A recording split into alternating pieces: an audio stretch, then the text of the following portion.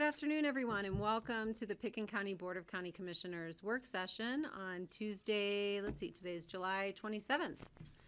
Wow, summer's going fast.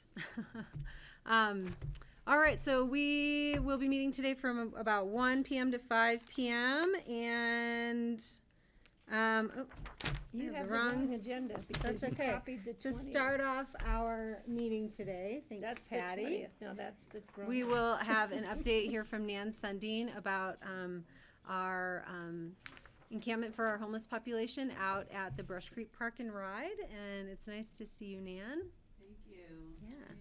I am happy to be here, and there's some guests here with me today. And I'm gonna talk a little bit about the progress that we've experienced with the Emergency Solution Grant dollars. And thank you. And then I want to talk about the safe outdoor space in particular, which is the Intercept Lot camp and plans for the future. So I am gonna see if I can share my screen. Is that what I do, people?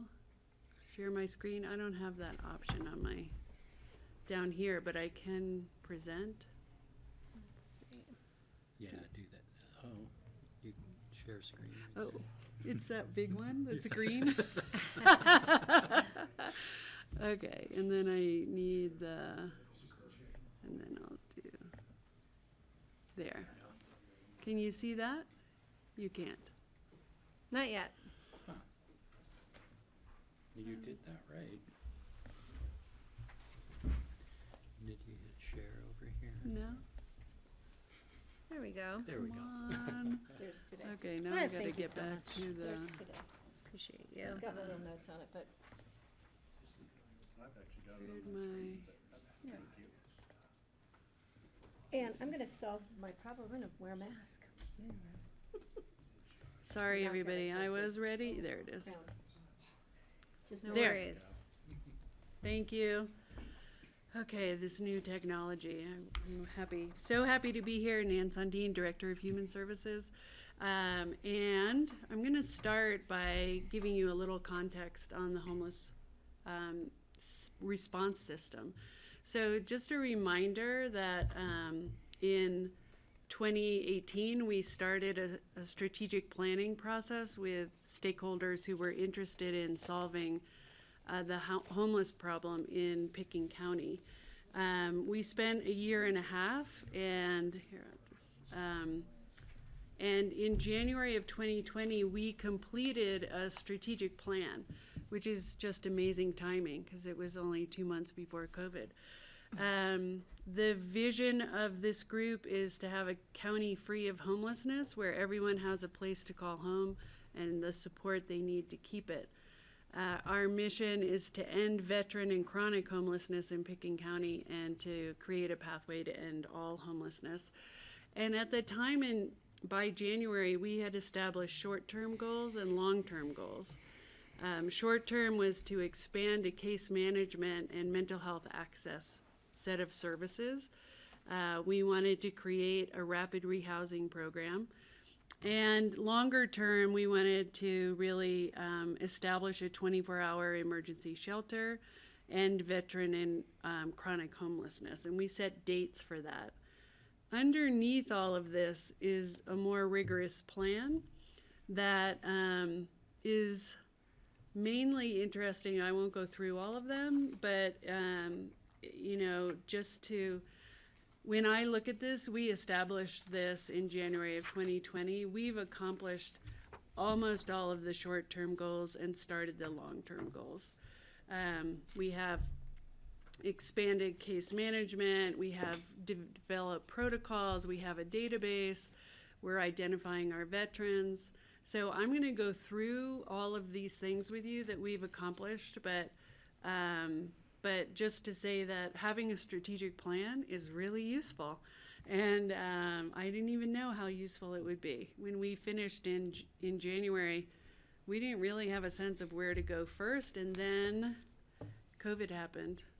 And we were aware right away with our partners that the shelter-in-place order made it so that those people experiencing homelessness had no place to go. They were still kind of camping around and on open space and trails lands. They were getting hassled to move every day. They were locked out of places where they usually get showers, and where they usually get laundry done. Even our building was locked, and while the day center remained open, it was still limited because of space and because of COVID. So, as you all know, we applied for the we immediately worked with the homeless shelter and established an emergency shelter at the Human Services building. And then we discovered that there are more people who weren't welcomed at the winter shelter who were just out there. So we worked with John Peacock to really open up the safe outdoor space at Brush Creek. And then we started applying for money. It's like that's what a crisis brings, right? Opportunity. And as you all know, we were successful bringing in over $778,000 from federal dollars through DOLA, and another $60,000 from the Colorado Health Foundation. And that funding was specifically to establish homeless programs using federal dollars. So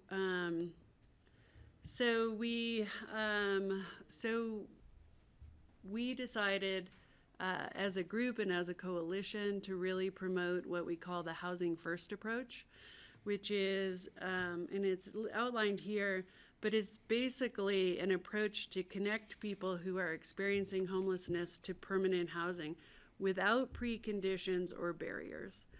And so we call it low barrier access. And so the Housing First approach is that we don't require sobriety, we don't require mental health stability, we don't require that people take care of things before they have access to these services. The theory is that the stability that these services brings will help us get to those issues later down the road. So it includes robust support services that maximizes housing stability. In this Housing First approach, every person is housing ready, regardless of, as I said, the issues that they bring to the table. So instead of us saying, are those people ready for housing, what we really need to ask ourselves are we consumer ready? Are we ready to support everyone in housing? It's a very different way to look at how we approach homelessness and housing. I like this statement, that our goal, instead of screening people out of our programs, we're screening them into our programs. Whoops. They want me to do something, but I'm going to ignore it on my screen. Stop later.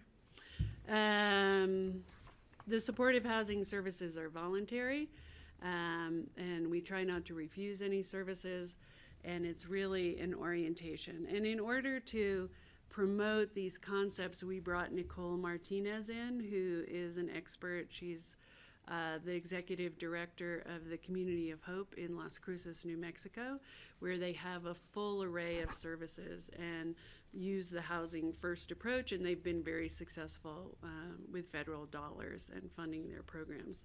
So we trained all of our partners, and we created some RFPs, we chose some vendors, and we started working on building our homeless response system with the partners that already existed and some new partners. And, sorry. So I don't want to go any further without acknowledging the partnerships. So when I say we, I don't want you to think it's just Human Services. We really haven't done anything. The people who have been doing things are Recovery Resources, and they've been doing a lot of the case management and HMIS entry. Aspen Homeless Shelter continues to do excellent case management. Mind Springs police department, Catholic Charities, West Mountain Regional Health Alliance is been involved in helping us build a system of care. Snowmass Village Housing has given us 5 apartments in Snowmass where we can rapidly rehouse people. The open space for Pickens County and City of Aspen have been enormously helpful at the safe outdoor space, keeping it safe and helping us keep it clean and supporting what we need out there. Aspen Parking, Pickens County Public Works, Transportation, and Sheriff's Office have all been great partners. The Snowmass Rotary brought food weekly to the camp and also provided food to some people in emergency shelter. We have great volunteers with the community church and Family Connections and Public Health brought vaccines to the sites. And I just think this is really important because I'm going to get into sort of what our successes are, and it's really community success. Hey, Nan, Yeah. can I ask you a quick question? Go ahead, yeah. Just regarding Snowmass, 5 houses, is this an Apartments. annual, permanent? What's the situation? So we're at the Snowmass Inn, which they own, and they're planning on converting to employee housing. And so we just happened to catch them at the right time. We have leases until September, and then we've been assured that we likely will get them for another year. Great, So that's really great. also, ski company gave us a unit, and the Archdiocese gave us a unit, and town of Carbondale, I'm not sure who runs the Red Hill Lodge by City Market. So we're just gaining more and more partners around who are serving as landlords. So it's really exciting. And can I, Great, and Yep. how did you get one in Steamboat Springs? Thank you. Yeah. So we were doing, I know, this is like man caught me off bragging. guard. We were doing so well starting to house people and building the system of care that DOLA called us when a family in Routt County had extreme health issues and were homeless and needed help. And they asked us if we would do the work to help them get rapidly rehoused in Steamboat. So Maura Masters, who's our emergency housing administrator, worked with the Center for Independence up there and found a unit, and we're housing them for a year with money from DOLA. And we got more money from DOLA to do that. Hi guys, welcome. Yeah, so we got an extra $19,000. I forgot to add that. To serve that family. We've gotten another call about a family in Steamboat. So word is out that we're helping people get housed. You're becoming regional. Yeah, well, we're going to get out of the business soon. So Yeah, I saw that. She thinks she's going to. yeah, well, yeah, I think I am. So I'm going to talk about those goals that were in our strategic plan through the lens of our ESG grant. So the first is to expand coordinated case management. And in the last year and a couple of months, we have counted over 100 people. Today we're serving 61. So you can see there's some mobility. People come in and out of the program. We contracted with Recovery Resources for emergency shelter and street outreach. And I told you about Nicole Martinez. What we've really helped, I think, with the help of Monica from Aspen Homeless Shelter and Recovery Resources is we've established case flow, case protocol, case policies, as well as 2 times a week case review. So there's a lot of energy going into the case managers assessing everyone, determining their vulnerability, helping work towards a housing stability plan, and then ultimately helping us house people. So this coordinated case management is really the critical component to the success of any of these programs. Part of that was their goals were to establish a central database. So for those who are data geeks, just for a minute, we had, we've identified the majority of the clients that we're serving are male. In this count on this day, we had 44 males, 18 females, and some people don't answer the question. So, and if you look at the ages, we have had families. We've had families with young children, 23 between the ages of 18 and 44, 38 between the ages of 45 and 62. That's the biggest demographic that we have. 7 individuals who didn't answer. And then right now, today, we have 6 individuals who are veterans. And we know who they are. And you know, if our goal is to end veteran homelessness, we can do that with 6 people. The data helps you really target your resources.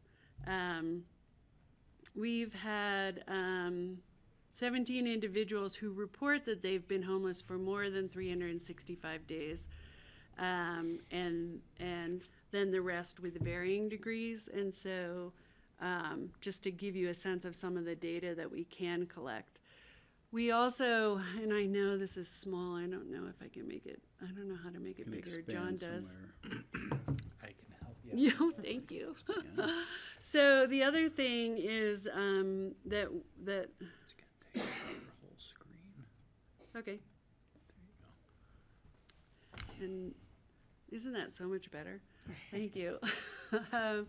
So in this screen, you can see that that 50, if you look at the mental health problem chart, 50% don't identify as having a mental health problem, but almost 20% do identify as having a mental health problem. Same with substance abuse. We have about 15.5% identifying as having a substance use problem. A chronic health condition, a larger number, 25%, are identifying as having chronic health conditions, and then physical disability somewhere around the same, 21%. So as you capture this data, you start to be able to craft your response, right? And then, John, how do you move it? Hit the N button. End? N. Got it. The next slide that I have just quickly is income, because most of the people that we've been serving work. They work part-time, they work as they can, they do pickup work, some of them have regular employment. And so you'll see that in the count that we did, 23 did not report an income, but we have another 27 who are identifying some level of income. And so that's the neat part about having the data, is that we can now start to look at how long are people staying in certain programs, and what are their demographics, and do we have any biases in who we're serving. Those are great opportunities. One of the goals was interesting in our strategic plan. It was never our goal to run a safe outdoor space, but we did. We are, but it is deemed emergency shelter by the Division of Housing. So we've had about 30 residents there in the last year. We currently have 20 now. The focus of the safe outdoor space is life, health, safety, and stability. We've been focusing on trying to keep it clean, getting volunteers in there, and then always focusing with the residents that it is temporary in nature. Forgot to thank GIS, who did an aerial shot here of the camp when we were trying to figure out how we fit everybody in. We do have enough spots for 28 campsites. We currently have 20. So, every day the case managers are reviewing more people to consider for the campsite. And when I get through this, we have some people here who might want to say a few things, who live at the camp, or our camp host who helps us keep everything in check there. We did start with emergency shelter. As you know, we had the congregate shelter for 2 months, but then in the summer, we just did the safe outdoor space. And by October of 2020, it was cold. So we, in October, started putting people up in hotels who didn't have a place inside and were particularly vulnerable. We've served 49 people through hotels, 21 through the emergency shelter program.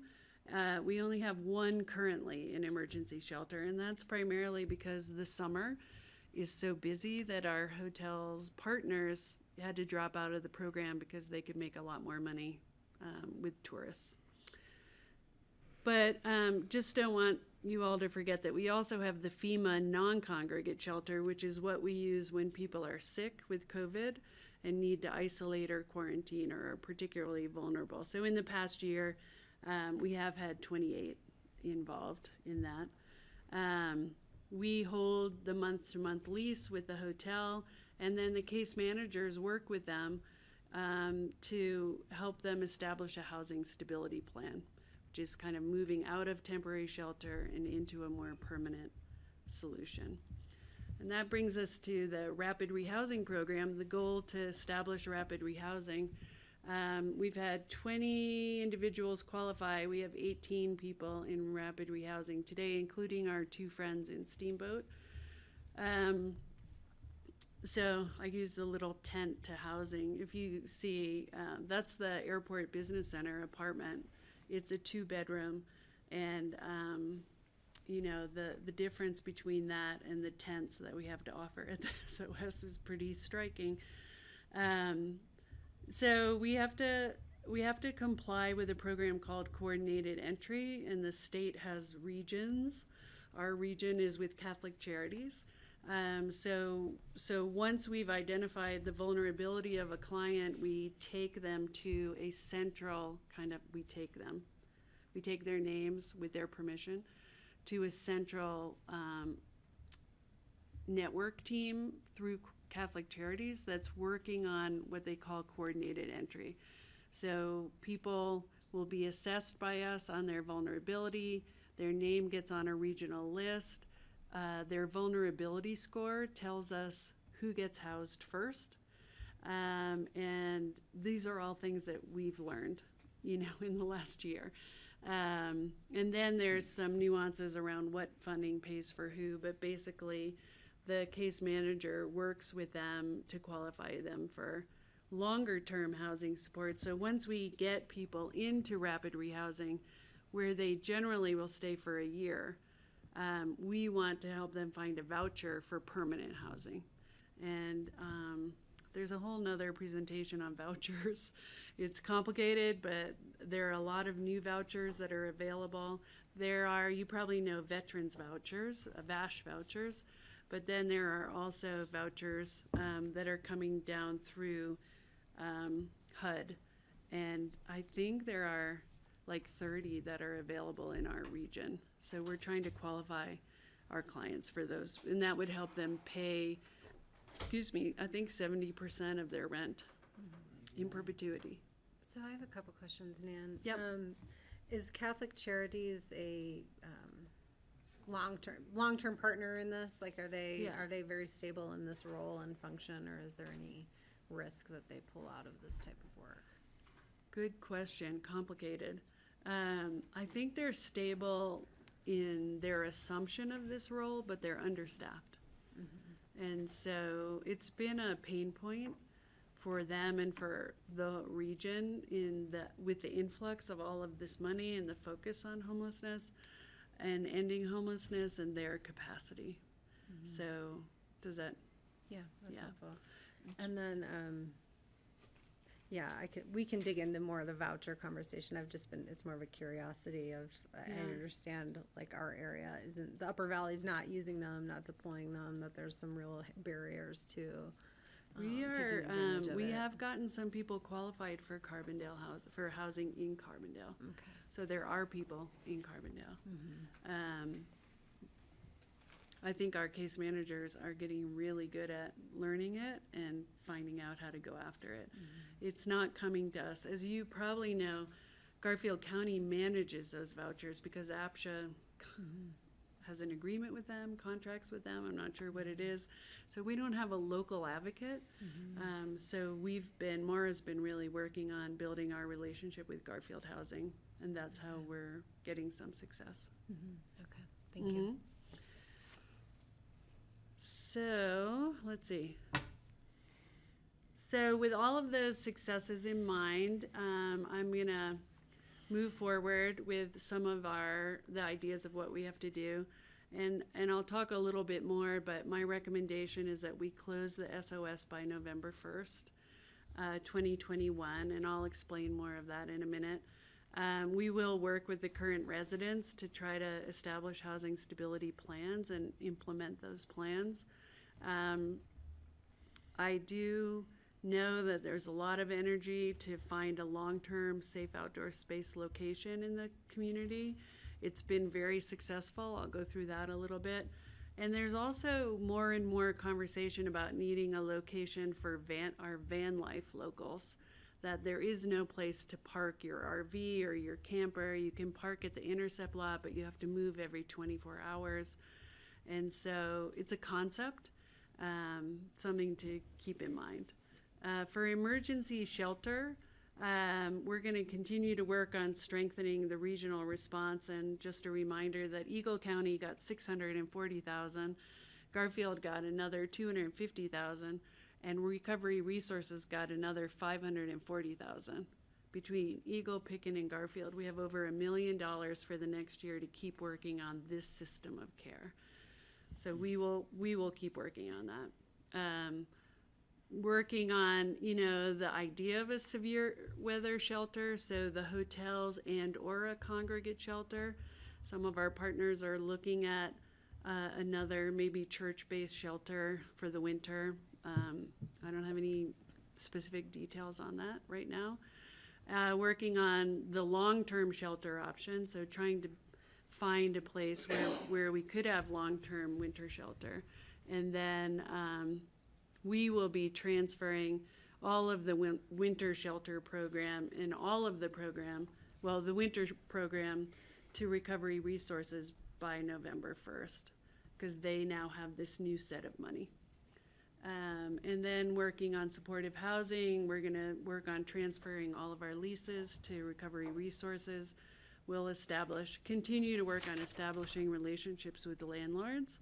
There's some negotiation between Recovery Resources and Maura for her to go work for them after her term is up in December. And then we'll be working on seeking permanent housing solutions. So the SOS, Safe Outdoor Space, has been the greatest experiment. Most of us are like, we can't believe that we got to try this and that it works for the most part. We were definitely reluctant. And I have, surveyed a bunch of our partners as well as people at the Safe Outdoor Space. And the strengths of the Safe Outdoor Space, and I hope that if I finish up here pretty soon, some of the people who are there, they talk about the camaraderie, the sense of family, that they have community building there, that it's located by the bus route. All of the bolded things are the things that were shared by people at the camp. The food bank support, having bathrooms and dumpsters when everything else was locked and there was no place to put your stuff. We have had minimal COVID disease spread because of the Safe Outdoor Space and these other programs. I think what I heard in the last meeting is just that for the residents, the Safe Outdoor Space has created hope and motivation to try to move forward. We have some challenges with the Safe Outdoor Space. While we have a peer host who does his best, he is a peer, and we don't have an on-site manager. We do have security that goes through twice a night, but it's difficult sometimes. It's been difficult. we have inadequate infrastructure. So while we were so lucky to bring electricity in, and we had the VIP bathroom that was warm and had electricity, really, if you were to have a permanent safe outdoor space, you need fresh water and showers. You need refrigeration where you can store food, and you need better electricity than we were able to bring on site. And you need more drinking water. We have Dreamtime water comes in every week with tons of water, but it's just not optimal. You can't get warm water. You can't take a shower. There's a whole bunch of things that you can't do. My recommendation is to close the SOS by November 1st, and there are a lot of reasons for this, and it's complicated, but the Safe Outdoor Space was established as a temporary program to prepare for, and respond to COVID. Things are changing, and though you never know, it seems like the COVID situation's getting a little better.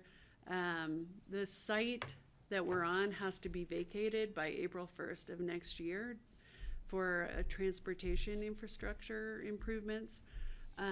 If we were to stay for the winter, we'd have to be out by February to get it cleaned up for April 1st. And when we did a cleanup last May, a lot of stuff was still frozen to the ground. We couldn't remove tents, we couldn't get anything out of the way, trash was in the way. So, and the winterization of the site would have to be significant, and I think because we now have emergency shelter options with hotels, and we have housing resources, we actually have other options for people besides the Safe Outdoor Space. So that's my reasoning. I can't remember what the next slide is. Oh, let's see. And then just quickly, I think I said this, but we're going to try to complete all of our county ESG obligations by December 31st, though we have until March of 2022. So we can spend all the money. That will not be a problem. We have about $250,000 left. We will transfer all of our knowledge to recovery resources. We'll work on closing the shelter and helping people get placed. We'll work with our partners around the winter shelter options, and then we'll continue to facilitate the Housing Stability Coalition in their larger plan, and trying to see how we continue to support this homeless services infrastructure that we've worked on with partners to build. So I have a couple of people here. I think we have. Can I ask a really quick question? Yeah. Betty, go ahead. I should know the answer to this, and I apologize for not knowing it. It's not in the agenda item summary, and it's not in your strategic plan. It's a secret. What actually is Recovery Resources? Who is Oh it? yeah, How it's facilitated? I'm sorry. I know what RR stands for. I'm just not sure what the RR So means. Recovery Resources is our great partner who runs the detox and our pre-trial program and the drug testing program. So Janelle Duhan runs that program. She's an innovator, and her goal is really to serve the most vulnerable in the community. So we did an RFP and selected Recovery Resources. So we kind of folded into their other tests as housing That's right. stability. She believes she's already seeing many of these clients in detox or in pretrial or in other places. So for her, it's a way of coordinating a bunch of programs and case management. Okay. Thank you for asking that. Sorry. I'm going, I know it's got to be here somewhere. I remember it. I remember when we were doing it. I just couldn't remember all the details to it. So thanks. Yeah? So I'm going to ask you to stop sharing your screen, Yeah. and if any of our moderators are listening, to bring the gallery view back, and then I'll get folks started if anyone wants to come up and So you know which button share to their push? input. I think so. Hi, Seamus. Do you want to come on? We have to push a Probably button. about 3 minutes. would This be is great. going to be And tough you for the need to sit right John. here. for the chairman to have to. Thank you for coming. No problem. We'll have to work on that. Nice to meet you. Hi, Hi, I'm cheers. Seamus. Seamus, Kelly. probably been on the street, be doing poetry. All right. So, I just wanna say that I don't think we should close the camp. The reason why is because, people like me are very vulnerable to illegal camping tickets. And the reason that the camp was started in the first place was because of COVID, and you guys, there's a second round of it now. And you're getting ready to mandate that we start wearing masks in public again. And that's the whole reason why the camp's there. So if the camp's there for COVID, we're getting a second round. Why are we closing this camp? You know, I know there's a lot of, there's problems out there, but I mean, you know, as you all know, the homeless are an ornery lot. You know, but there are many of us who are trying to improve our lives and get our act together. I moved here from off the street, traveling doing poetry with the intention of getting off the drugs and getting into housing and getting a job. I have some identification challenges because I'm an American born overseas, so I'm having to deal with the State Department, if you understand what that means. Government bureaucracies, but slowly me and Monica, who works at the Aspen Homeless Shelter Day Center, are getting that worked out. Other than that, I just think that we should keep it open. I understand that transportation is going to need it, but I mean, if there's a national public pandemic emergency, they can wait. You know, I mean, they can wait. I mean, we need it. We need a place to where we can be safe and not have to worry about spreading the disease or catching it. We need to be someplace that's close to a bus stop, you know, and, you know, it doesn't have the best amenities, but, you know, it's working for now. It's working for now. You know, you guys could get us heaters out there. You know, I mean, I don't want to sound rude or anything, but this county has plenty of money, you know, to help out. And this is a national emergency, and I'm sure the federal government would help out with that.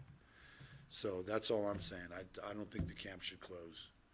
You know, that's it. Thank you. Thank you, Seamus. Thanks, Seamus. Appreciate you.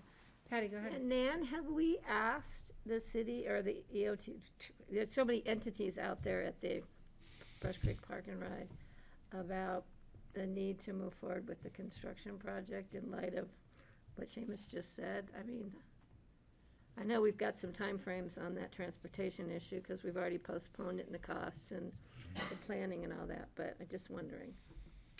So, I just asked on Monday. Oh, okay. So Dave and Mitch Osier, and they said no, their plan is to go with April 1st. So, but I've been working with them monthly to be a good partner to them, and so just Well, to that let you could know. be a question that the electeds could discuss maybe at EOTC or something. Sure. Or just to feel it out because it, you know. Or not, up to you. How are you? Good, This how are is you? Austin Cook, our peer host at the SOS. I've been the host since February, and I noticed that, you know, I knew a lot of people that were homeless because I've lived here for over 26 years. And I'm a Western artist. I have my trailer, it's kind of my mobile art studio. And I went hunting, I came back, I got a job, and the chief of police came down and was harassing me in assault after he got kicked out of here for punching my best friend, sucker punching him in the back of the head. Now he's a cop down there as chief of police. And they asked me not to park my truck and trailer, so I lost my job. I was working at Phillips 66, so I was like, you know, that's kind of frustrating, you know. But I've seen the good things that have come out of this camp. I've seen lots of people get jobs and get housing. People that need rehab, and that's one of the biggest things is getting people that actually need rehab because they're in no condition to go out and do anything. They're shaking all day, have been drinking too much. But we had Charlie went to Lions, and I have David wants to go to Lions. So that's what he's been expressing to me, and which is a good program. It's a live-in program for him, which is a good thing. Me, I just wanted to get a job. I actually applied with Doc Savage and Don Bird to work at at the deal, but he says there's not, at Catholic Charities, they're saying they need people, but I don't know which way it's going. But they were gonna hire me, and that didn't go through, so, after they hired me. And so it's kind of frustrating to see where you're gonna go and what you're gonna do, I wanna get my CDL right now. That's my focus right now. Go back to driving a truck. I know that if we can get some housing, that's a good thing, because it is winter coming up. And the shape that the camp's in right now, I don't think that tent's gonna last another winter. It's the big main shelter. I'm concerned about that. Wind just picking it up and blowing it. But other than that, I think that that the people that, like, there is no directive to, like, if you go to the Catholic Charities, you can be BAC'd, and so we get people, since I've been here since February, I've gotten most of the people are all comfortable with me. They understand me. They know I'm there to help them, which is a good thing, because I really am. And it's stressful because it's 24/7. There's always something coming up, But I enjoy it. I enjoy the people, and I know that there's a lot of people. I've seen a lot of progress. I watched at least 20 people come and go. We've went from 22 to 16 and go back up and go back down. People coming up, and I see people, like one of the vets, Ron Gross. He was down flying a sign, down in Basalt, and I go, hey man, he's got cancer and he's going through radiation, and I'm like, we need you to come up to the camp. That's where you need to be. And so, and I tried to get everybody vaccinated. I've got one guy that isn't vaccinated right now, but he's only been in camp for about 2 weeks. So that's what I've been stringent on trying to get them all vaccinated. But I just like to say to all of you, I appreciate the space that you have provided, all of your work, everybody's. So just like to thank you for that. Oh, thank you, I think Austin, we- for yeah, your Austin. partnership. We need to be thanking you for all your work. Thank you, Austin. Paul, did you want to say something? If you'd like to, no pressure. No, you don't have to. It's just us. And And you can take your mask off just to speak. Well, I got my plates yesterday, right over here. That was good. was a miracle. Yay. So I'm getting this truck together, and then I go down to Four Corners and work on a house down there. So I got some work, but then there's always work in Aspen. But I've always kind of been homeless. I'm 64. I've never really, I've been homeless all my life, since I was 18 pretty much, So I got stories. But, I used to park over there behind that museum, behind the Hickory House there. And then I'd park by the sheriff's office house, And then right there, the curb was messed up so I could flatten out my van. And then in the morning I hear this blam, the people walking their dogs put the dog poop in the thing. And then I'd smell it and I'm like, oh, brother. But then I finally got caught there. And the guy, it was Forrest. He said, there's somebody sleeping in a van. He said, well, we'll make this your warning. So I've had a warning. But then you have to move every day, 2-hour parking. So it's like you could go there at night and sleep in your car in that neighborhood, and if you're cool, and you got to keep moving around. That's the trick about being homeless. You got to keep moving around. But before the day shelter was here, we used to sneak in the lodges to get showers, and then before there was open space and trails, which I call it the homeless hunters. That's all they really do. I don't know what the heck their job is. Just to hunt us down and make sure that we don't make a mess in the woods, I guess. So, I don't really consider myself like pathetically homeless. I'm more like on a rent strike. I ain't paying. It's outrageous. This 30-year loan, it's like it's slavery, basically. It's usury. It's in the Bible. It's called usury. Banking is in the Bible. It's under usury. You work and they just sit there and with their computers and with their pen and make all the money. Or I don't know. It's just so weird. But so I'm just probably going to continue to live the same way I do, and keep moving around. And so, but try to be a legal driver. You have to make sure you're parked before you start drinking or anything. Oh, can I get away with it here tonight? Okay, then I can have a beer. So you got to think like that, And I mean, me and James, we've been buddies for like 30 years. He helps me work on my car and stuff. But I think it's really great what kind of came around here. I was like, what? They have a shelter? They go up there to the hospital, and the main thing is the shower, you know. Because I got food, you know, I don't really need food. Now, they're saying there's only like 6 or 8 people that even go up there now. There used to be like 20, 30 in the winter at the day center. But I think it'll come back next winter when, you know, because like I'm saying, there's work here. So people come here and they know they can work. You go to the Airport Business Center, and then if you got an ID and you're a regular American, they'll send you out on these jobs. And next thing you know, you still don't have what is it, like $1,500 for rent, first class deposit. You got to have like $4,000. Well, nobody can seem to come up with that, you know. So anyway, I think that this town should, you know, stop making big empty buildings. Big empty buildings. Let's make a law that there should be no 3-story building without a worker person living in the second floor. Make a new law, the second floor law. So remember, this is the town where they first came up with you can't smoke in a store. Remember that? This is the first place in the whole world that came up with that. You can't smoke in our store because you're making your tobacco get all over our clothes, and it was a big deal when that happened. Well, now it's everywhere around the world. You know, so Aspen's always been like on the forefront. And I think that, you know, when I saw in the paper today, oh, they're going to build up at 1A, that's like the worst thing that ever happened. It only won by 26 votes. More than 2,000 people voted. I remember if I would have walked around town and talked 13 people into changing their vote, they wouldn't be building up there. That should be a ski museum. There should be a boat ski thing. There should be a rope tow. You know, and then what's going to happen when they tear down Skier Chalet and they cut down those 2 big, beautiful blue spruces? 'Cause every picture, like they show, you know, they make up a drawing. Those trees are gone. Skier Chalet is gone. It's just going to be terrible. I was like, I'm glad I wasn't living here when they built Highlands, because that used to be the hangout, you know. And then you come back and there's this huge hotel and it's all completely strange. But I don't know. I don't think you could stop progress. But I think that, you know, this is the only place I ever heard the term build out. It's like, all right, you've built enough.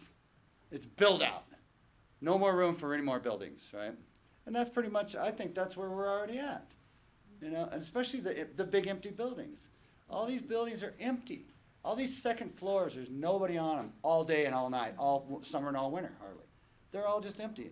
Well, So I know then Nan the is city's pretty in crafty battle with the about county. finding space. The county made a library, so then the city had to make their building. It's like they're battling each other. So we're going to make a bigger building than you. Oh, we're going to make a bigger building than you. And then all of us are just like sleeping down by the river, you know. And so that's a suggestion, we're gonna turn the city's new building into a homeless shelter. Well, I'm saying if you just made one law where you can't have a empty 3-story building with the heat on. We'll You tell can't- city council that at our next meeting. I will. That's like, all right. So we only have a couple more minutes. Is there anything else? Oh, no, you that's have a good. lot of experience to share. That's I don't great. know, you know. If you want to hop a freight train, you go down by the yard and you look for the switchman. He'll be swinging the lantern, right? And then, you know, he's like the new guy. So they send him out to check the switch because he's bugging the old guys with questions. Go out and walk, 3 miles out to that switch and make sure that switch is there. So you see that guy and you say, hey, when's the next train going east? And he'll say, oh, it'll stop on the 3rd track over at 2 in the morning. It'll stay for 20 minutes. And you can go back and get your peanut butter sandwiches and a jug of water. 2 in the morning, the train stops. Look for a clean boxcar, get on, and then next thing you know, you wake up 2 states away. That's what I want. Thank you so much for That's a good thing to know about. your stories Yeah. and All input. right, well, that's I just might it. have to try that. Thank you. I just have a. Thank you, James. Hi, everybody. We'll make up Hi, time. how are Hi, you? James. I have no problem with the camp being closed down on November 1st. I think it's a good choice because if it goes any further, then, you're gonna have to use shovels and pickaxes and what have you, right, to get stuff out of snow and ice.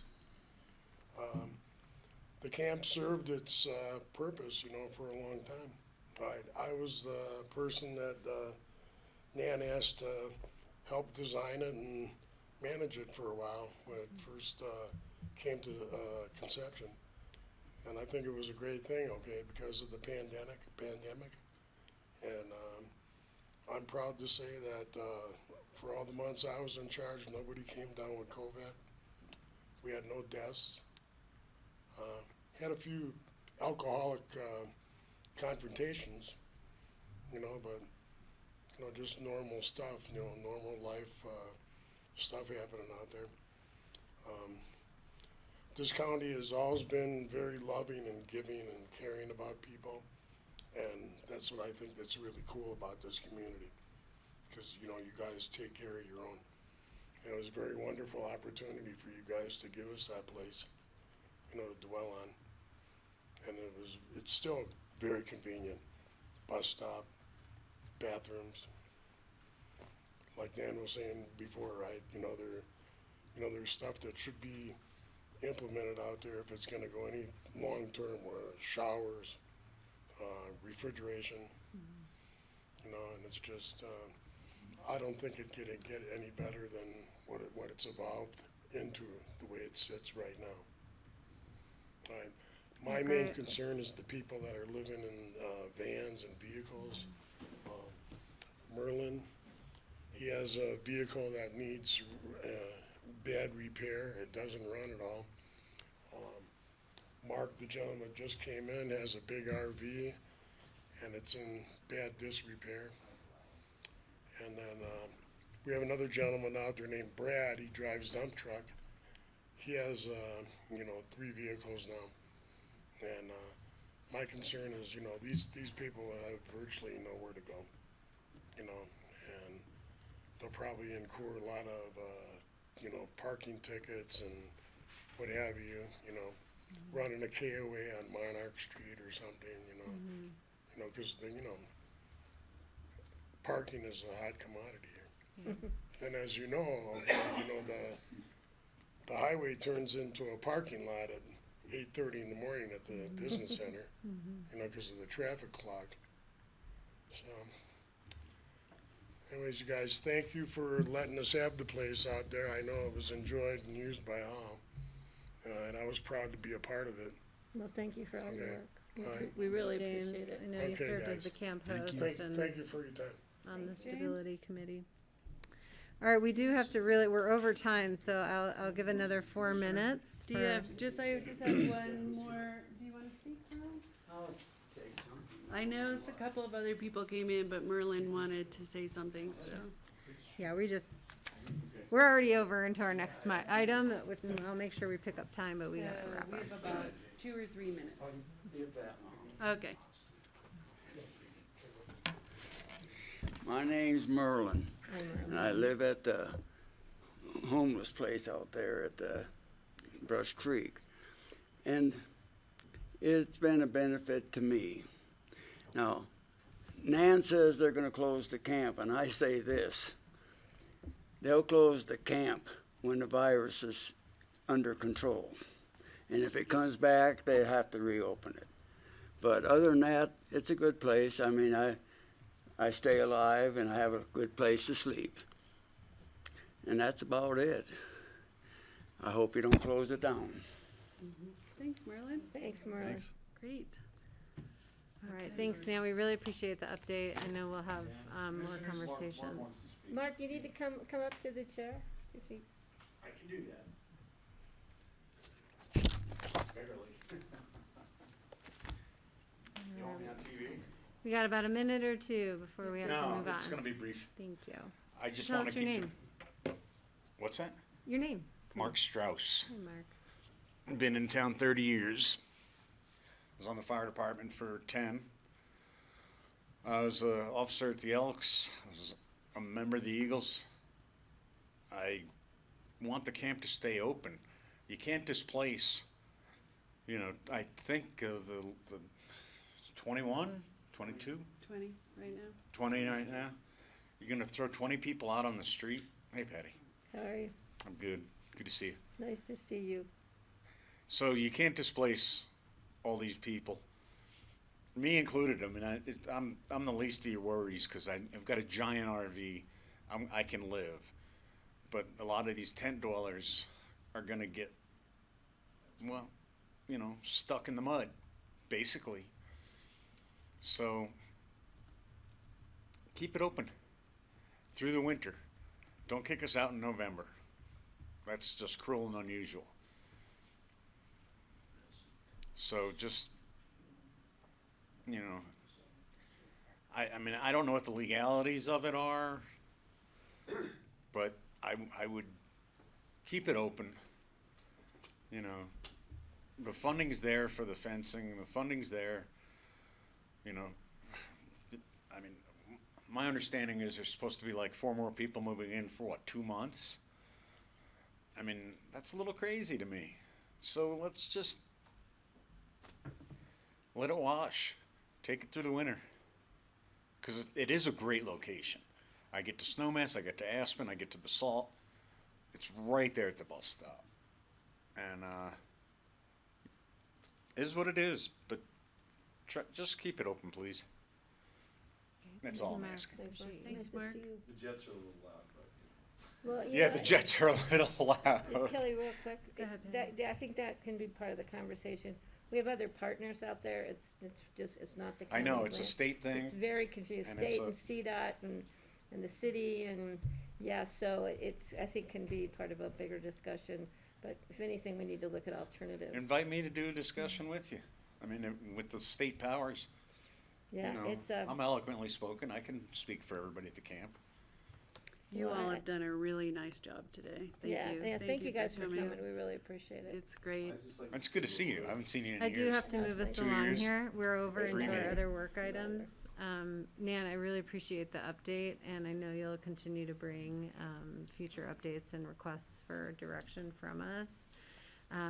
You know, we're not being asked to make a decision here today on things. I know I personally fully support the, what do we call it, the you know, getting down to zero. Built Built for for zero. zero, yeah.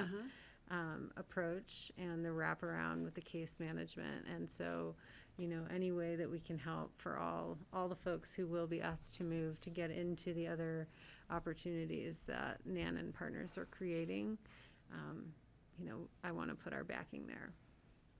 Thank you. Thanks for the time today. Sure. Thank Thank you guys you. for Thank coming you in, all guys. for We coming here. appreciate it. Nice It's to great see to you see you all. all. Yeah. Thanks for having us. Okay. All right, so we're going to move on here to our next conversation regarding our short-term rental licensing regulation. And thanks, John Ely. Good to see you. And I see Cindy here as an attendee. I'll promote her to a panelist. I'm not sure if she's participating in this discussion.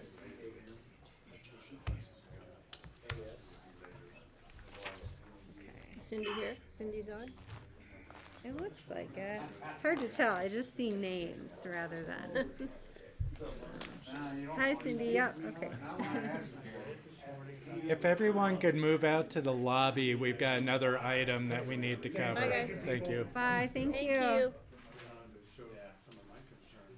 And we'll just ask for conversations to go into the hallway, please. Bye, Mark. Thanks for listening. See you, Patty. Okay. Stevens. All right, John Ely, kick us off. Go ahead. All right. So this is the continuing discussion of short-term rental regulation that will encompass a licensing program and will discriminate between properties when licensing applications are filed. But by and large, the application process will be open to everybody, and there will be no limitations generally placed on the availability of license. That has been the direction of the board since last meeting. But of course, the board, you can change your mind. You can re-examine that premise if you like, and write up, continually. The process for this regulation would be to go into a regular meeting format and to have the regulation accompanied with an ordinance, which would require 2 readings to adopt, and then the regulation would become part of the Pickens County Code. Once that code section is adopted, it's immediately available for amendment and changes as the board sees fit. So the regulations now that are in the packet material reflect the discussions that the board had last month. The changes that were consensually agreed upon appear as red line changes to the draft regulation, and the board pushed a couple of issues down the line to hopefully deal with those today, and to see if there are any other changes or any other directions that the board might want to take. I won't repeat any of the discussion last time, except to remind the board that this is an outgrowth of a change in the law at the state level, which affords counties of the state the ability to license and regulate the activity associated with short-term rentals. That regulation affords the county the ability to come up with an appropriate licensing regulation and to establish fees, application processes, and penalties for violation of any of the requirements of the license process. So I guess with that, we can just leap into it. I'll remind the board where we were last month in unfinished items. The first one is the issuance of the identification of a licensing authority. I haven't had a chance to talk with John since the last meeting for a variety of different reasons. My recommendation on that one, quite frankly, would be to let the two of us have a conversation, determine who best fits that role within the organizational framework, and then I'll bring back the regulation with that individual or process identified as endorsed by our manager. The board can discuss it at that time. I don't know if we can go any further than that unless John wants to turn his picture on and say, yep, It this looks like person Greg has a question gets as the well. nod. Do you want to start your video, Greg, so we can see you? Because the yes, camera's sure, on Patty sorry. right now. Yeah, John, just looking at your notes on discussion of the subject by staff has been elusive. I've never seen you write that before, so I'm thinking, wow, that's an interesting, vague. So what does that mean? Does that mean you haven't been able to get together with John to have a meeting? Yeah, frankly, I was out of cell and internet range, so all last week, and so John and I were not able to touch base. Okay. I would not be prepared to make a recommendation to the board. I think we need to probably understand a little bit better where the board finally lands on what you want the regulations to achieve and what your expectations are, if there are enforcement issues and that sort of thing. And then we can build a staffing recommendation around what you're trying to achieve with the policy. And John and I can have that conversation at that point. So I think it'd be good for the board to dive in a little bit, so staff is clear on what we're trying to achieve with the regulations at this point. Okay, thank you. Did you have other question, Greg? No, that was it. That was what I assumed, but I loved your language, so I thought I better double check. Okay. I'm just trying to make it interesting. So the next item that we began discussing but did not come to conclusion on is when the regulation would go into effect. So the effective date of the regulation would not be established in the body of in the regulation itself or the new code provisions, but within the ordinance affecting the adoption of the regulation. At any rate, there was a suggestion at the time of the last discussion that the regulation should go into effect somewhere around November 1st of this year. That way there would be more of a delineation and a break between summer and fall seasons and business and the commencement of the winter season. There's certainly logic to that, or if the board has a different idea, we can hear that now. I guess I would caution the board at trying to pick an immediate effective date, like, upon adoption, simply because it'll take a while for the organization to implement a system and a staffing to cover the job of running this program. So I think Patty was the one who suggested it, but I think Steve also echoed it. And picking a date, something like that in the future seems to be the best way to go, not only from the county's administrative needs, but also from the point of view of property owners who probably already have leasing contracts or reservations made through the balance of the summer and into the fall. So does the board want to give any direction on that one? Greg, and then I'll jump in. Yeah, I think it'll take time because we don't really know what it is yet and how complex it's going to be. So my feeling is let's give it some time.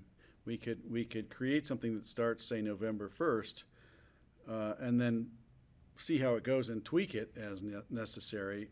But I'd like to know what do we think this is going to take in terms of staffing, and what is it going to take in terms of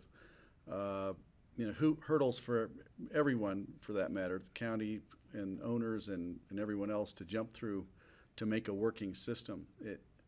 Unless we make it really simple, it seems like it's going to be pretty complicated and difficult.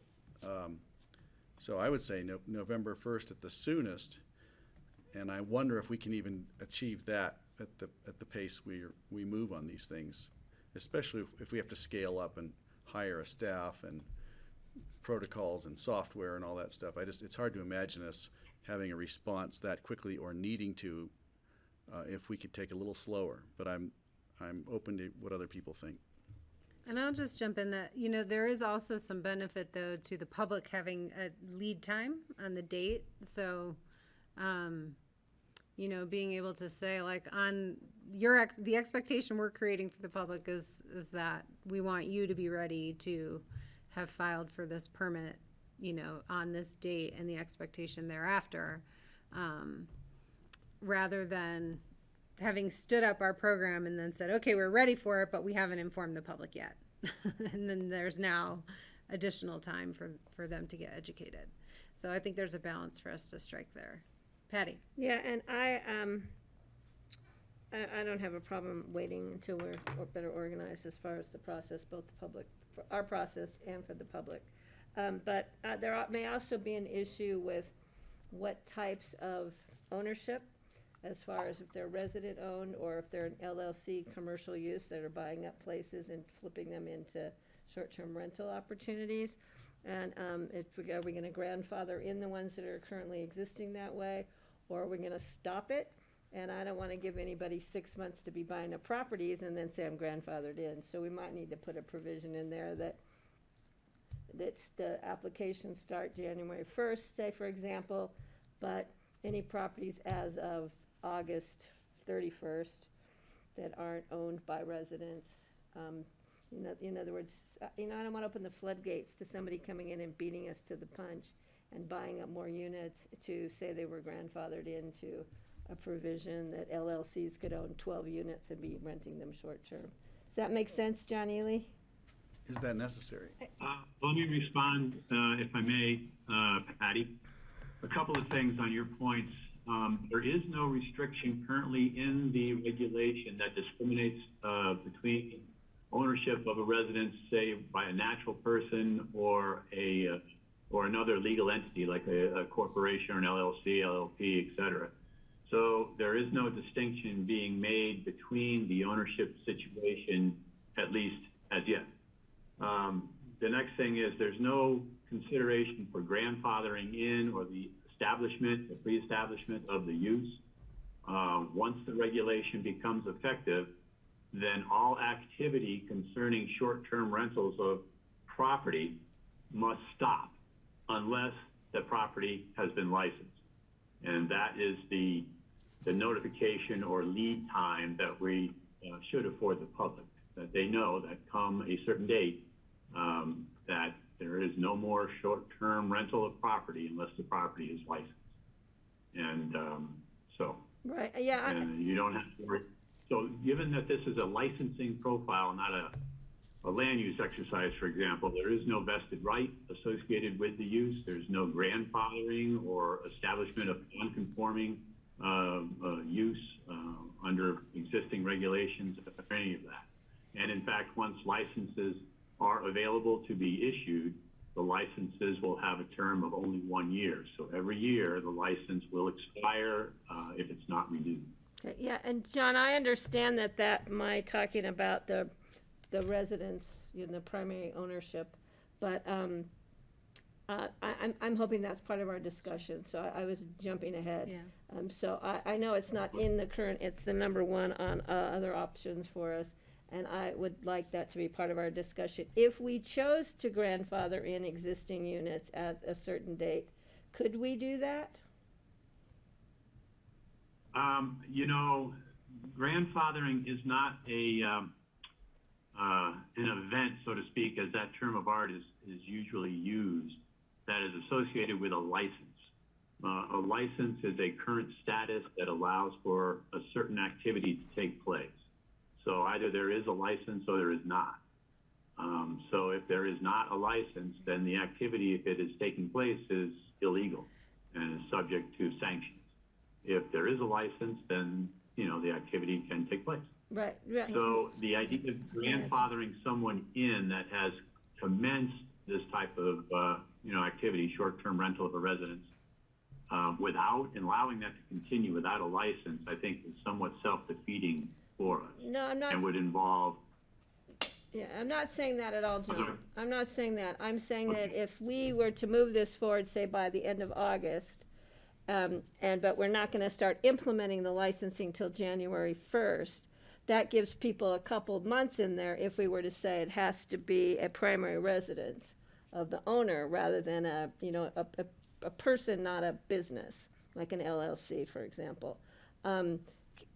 My thing is as of September 1st, any of those units that were owned by a non-human being would be allowed to seek a license as of January 1st. But nobody you couldn't buy your property after September 1st and then be allowed to submit for a license unless the ownership was the primary residence. So I think we're getting ahead a little bit, but yeah, I think you're Just so saying John knows I want the that time of the conversation. start effectually grandfathers people in for a period of a year until the first year and that is would make a over. difference in maybe our Okay. timing of when we wanted this to take effect. Yeah. So John, do you have additional presentation on the regulation? And then I want to go to Steve. I can go through it again. Okay. Or I can respond to questions or aspects of it to make sure everybody understands how it works, I guess. Whatever the board's pleasure is. Okay. Let me check in with Steve. He had his hand up. I want to see if there's a burning question, and then we'll walk through it. I think we should let John go through his whole presentation and go back, and there will be certain items we'll want to discuss or clarify or give our preferences at that point. So how about you review where we're at, and then we can discuss what we may want to change. Okay. Well, let's see. How about if I share a screen? Make it easier. So, this is the draft of the proposed regulation. Chances are, and the reason why you see XX here is that the numbers weren't finalized, but chances are this will go into Title VI of the Pickens County Code, which has to do with health and safety. It's where regulations for marijuana, air quality, noise, smoking, those types of issues are already contained. So I'm going to skip over the purpose and intent and these defined terms. The effective date, I certainly would agree with, say, November 1st, as previously suggested and currently discussed now, for all the reasons that we've said. I would not recommend stagger stepping the regulation, either have it effective all on one day or not on a certain day, but stepping into it, I think, will just increase the time and the confusion of trying to administer it. So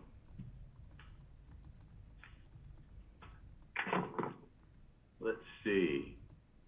There is a statement here that reiterates sort of an obvious premise in the law, but is done so to give people notice of it, and that the issuance of a license does not give the property owner the ability to override zoning restrictions, previous issued development approvals, or restrictive private covenants that affect the property. In other words, all of those things that supersede the issuance of a license. The license, and there's another statement that the license does not confer a vested right. It does not confer an entitlement. It must be applied for annually, or the activity must cease. This was added in after last meeting's discussion, and that was a good suggestion. When the property is advertised for rental, the license of the rental, the number of the license should appear in the advertisement for the property. It'll make it a heck of a lot easier to monitor and enforce the regulation. We will not be requiring a license from an institution or an organization that is conducted and managed, carried on wholly for the benefit of a charitable or other public purpose. So that is the singular exemption that is contained within this regulation for properties that might be used as a short-term rental. We have the next provision is for the identification of the licensing authority, which will be the mystery now. So John, can we jump in? Will you explain that, that exclusion? And I guess I'm wondering if you have a publicly owned company, will they try to use this as a loophole? Right. No, not a publicly owned company, but a organization that is conducting business for public purposes. So that would be like the Institute, or a charitable organization like any number of organizations that are in the community. But this exemption recognizes that those types of entities can still conduct short-term rentals without going through the license procedure. Now, if you think that is too big of a hole in the regulatory scheme, then we can get rid of that exemption. The reason that I put that in there is, well, quite frankly, I saw it in many other jurisdictions, and so I from a personal point of view, it seemed to make sense to have that there to allow nonprofits or charitable organizations to conduct their business and go forward without the license procedure. Okay, we have some so if feedback. the board wants to change that, please let me know. Greg, go ahead. Yeah, I guess I had a eyebrow raise only because I think of all the nonprofits that people have started in this community, and if I started a nonprofit, could I then say that the short-term rentals were part of the operation of that nonprofit as a charitable organization, or could I designate my home as a church, as we hear of people doing? I don't know if that's a loophole anymore, but you hear, I haven't heard of people establishing churches in our community, but I certainly have heard of it elsewhere, in order to avoid taxes for one reason or another, or So is this going to be an opportunity for people to start a nonprofit? My guess is we have 1,000 nonprofits already in the community that have various levels of dubiousness, to be cynical. So just wondering. That was the first thing that came to mind, so you can see where I'm thinking. Yeah. I mean, I wonder if there's a different way to, where they still have to apply, but we could have some policy that, an incorporated 501c3 in Picken County can waive the fee or something like that. But staff is still taking the time to process the license. Yeah. Because, I agree with Greg, So just real quick, Patty, go John, ahead. so you're thinking more like the Silver Lining or Shining Stars when they had that house over in the East End, and they used to short-term rent the house to kids who came and they stayed there. So that was not a dubiousness. That's a good word. I don't even know if that's a word, but dubiousness is. That's what you were thinking of, John, when you put in this paragraph, I believe. Yeah. I think maybe if we tighten the language, I don't know, but I would prefer leaving it in there, because we want them to be able to continue the good work that they do for various charitable causes. And a lot of the times it's for kids. Cindy. I don't want to mistrust everybody in the community. Silver Lining Ranch raises some red flags. Thanks. I think it might get a little complicated in terms of a couple of the types of nonprofits we have in the rural areas. In some of the neighborhoods, there's pre-existing nonprofits. The first one that comes to my mind is something like the Deaf Camp. If they were to short-term their facilities, how does that really mesh up with our pre-existing non-conforming types of regulations and the parameters we have around those today? So I think, John, I'd need a little more discussion on that and how we would look at some of those. Well, the Deaf Camp does, in the case of children who are deaf, will house temporarily family members on a visiting basis. So this would exempt that. As far as zoning restrictions that are already out there in place or development approvals associated with properties like the Deaf Camp, those would take precedence over this regulation, as I mentioned just a second ago. So I wouldn't be too concerned the license subverting the effect of previous development approvals or land use regulations. But if you think that the exemption would be abused, then we can get rid of it or require some additional layer of proof to determine its legitimacy. Well, I just feel like, aren't we trying to get our hands around all the activity? So anyone we're exempting is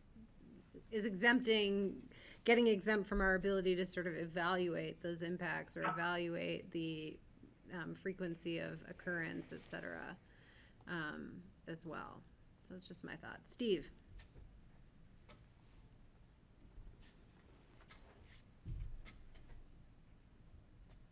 So in the case of the Deaf Camp, it was actually a short-term rental thing that got them into trouble when that was abused by the people who were renting the place, and they trashed the facilities at the Deaf Camp while they were using it.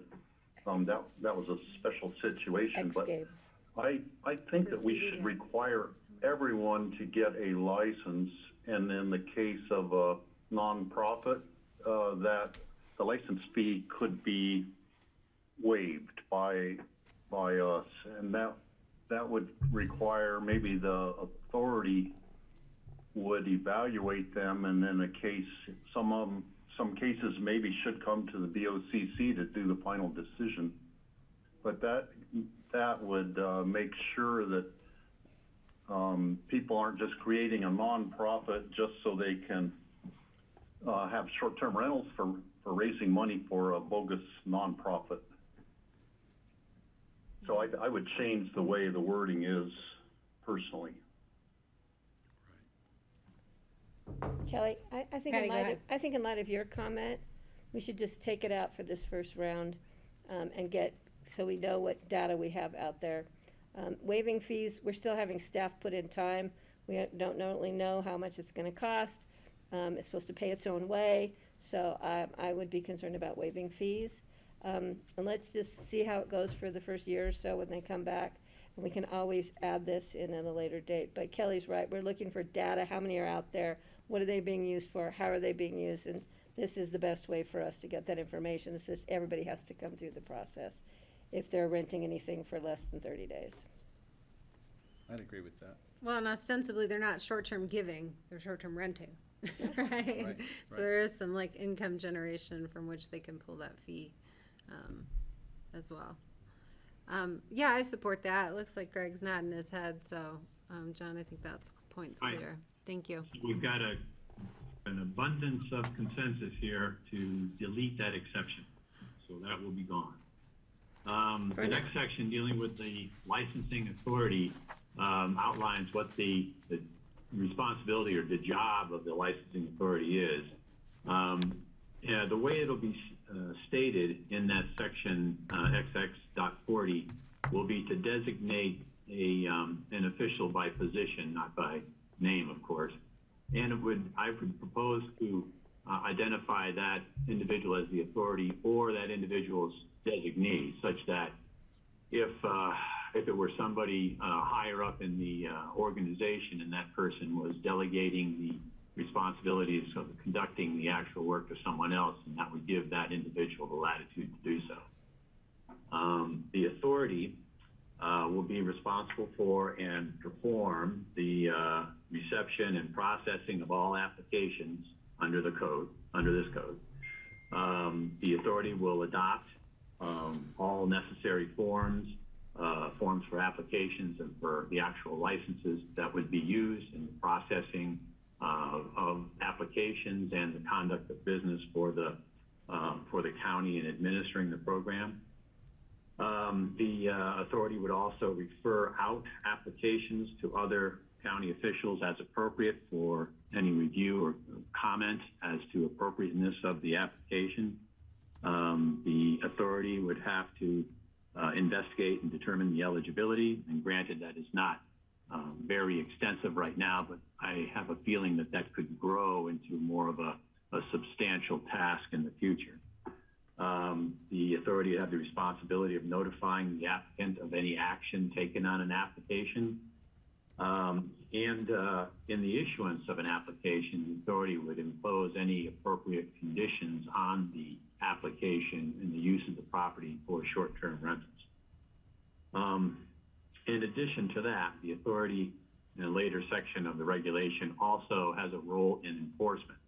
So when complaints are coming in about activity on the property from the public or other neighboring property owners, or if there are issues with the performance or the upkeep or management of the property as it's used for a short-term rental, then the authority would be the individual or the office that would receive those complaints and start to initially process them.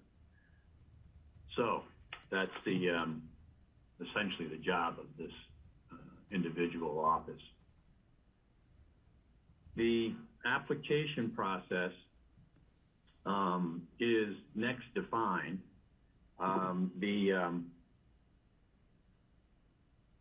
In this section, it's contained within the aspect of the licensing authority, because that is the official conducting the review of the applications. So these are requirements that will be in the application form. Additional requirements can be added in by the authority as they might be needed or become demonstrated to be useful as time goes by.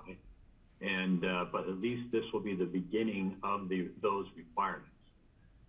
So first, the application or the review of the application will revolve around whether or not there have been any code compliance proceedings, which is a broad term to include whether or not there's an actual enforcement action or a red tag or notice of violation or anything like that involving the failure to comply with any county code. If there are, then that fact can be utilized by the authority as justifications for a denial. The next consideration that the authority can use for determining whether or not an application should be granted is whether or not the applicant for the property has had a previous short-term rental license that has been suspended or revoked, or a violation of any of the provisions of this code relating to the use of the property or the property's maintenance and safety. And if any of those issues have been presented in the last 4 years, that is justifications for denying the application. If the applicant is delinquent in the payment of any outstanding fees, fines, or taxes, and taxes would include property taxes as well as sales taxes, then the application may be denied. If there are private governing documents, and what that really means is a private covenant or a homeowners association restriction or something of that nature that does not allow for short-term rentals, then the licensing authority can rely upon that to justify a denial of an application. Or if the applicant fails to provide any of the requested or required application information to the authority at the time of the application.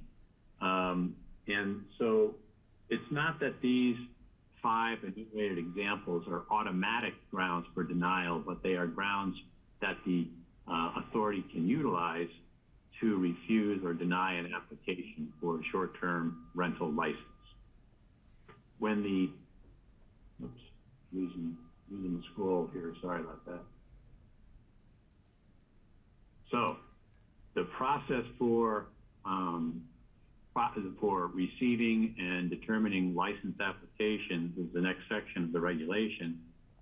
There is an enumerated contents for application contents. You know, in other words, there's a requirements every application will contain, and as I said before, that has some fluidity to it. In other words, the authority has the ability to increase the number of data points that are requested, or to require elaboration or anything else that may be appropriate based upon the circumstances. So at least at the point of beginning and inception, at least the property owner's name and address and the actual property, its address, will be disclosed. The application itself must be signed off by the property owner. The size of the residence to be rented and whether or not the entire residence will be available for rent will be disclosed. The number of bedrooms and bathrooms in the residence, the size of the property that the residence is located on, the maximum number of people intended to occupy the residence, and that is the next discussion point, at least the next discussion point that was highlighted by the board from the last meeting, as to whether or not we will limit the number of renters on any given property, whether that limitation would be in the form of the size of the residence, or the number of bedrooms or bathrooms in the residence, or just a across the board not to exceed number. Let's see. The identity and contact information for any third-party managers or agents of the owner of the property. A disclosure of any previously issued code violations or warnings associated with the property, and this is any county code. The identification of the source of water for the residents, whether it's on a municipal system or municipal systems can be systems that are managed and controlled by a district, a water and sanitation district, a water supplying district, a metro district, et cetera, not just an actual municipality, of course.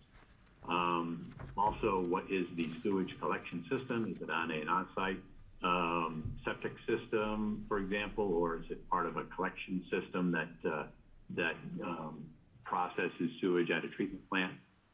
The anticipated number of nights within the license term of 1 year that would be available for rental, in other words, the entire year or a portion of that year.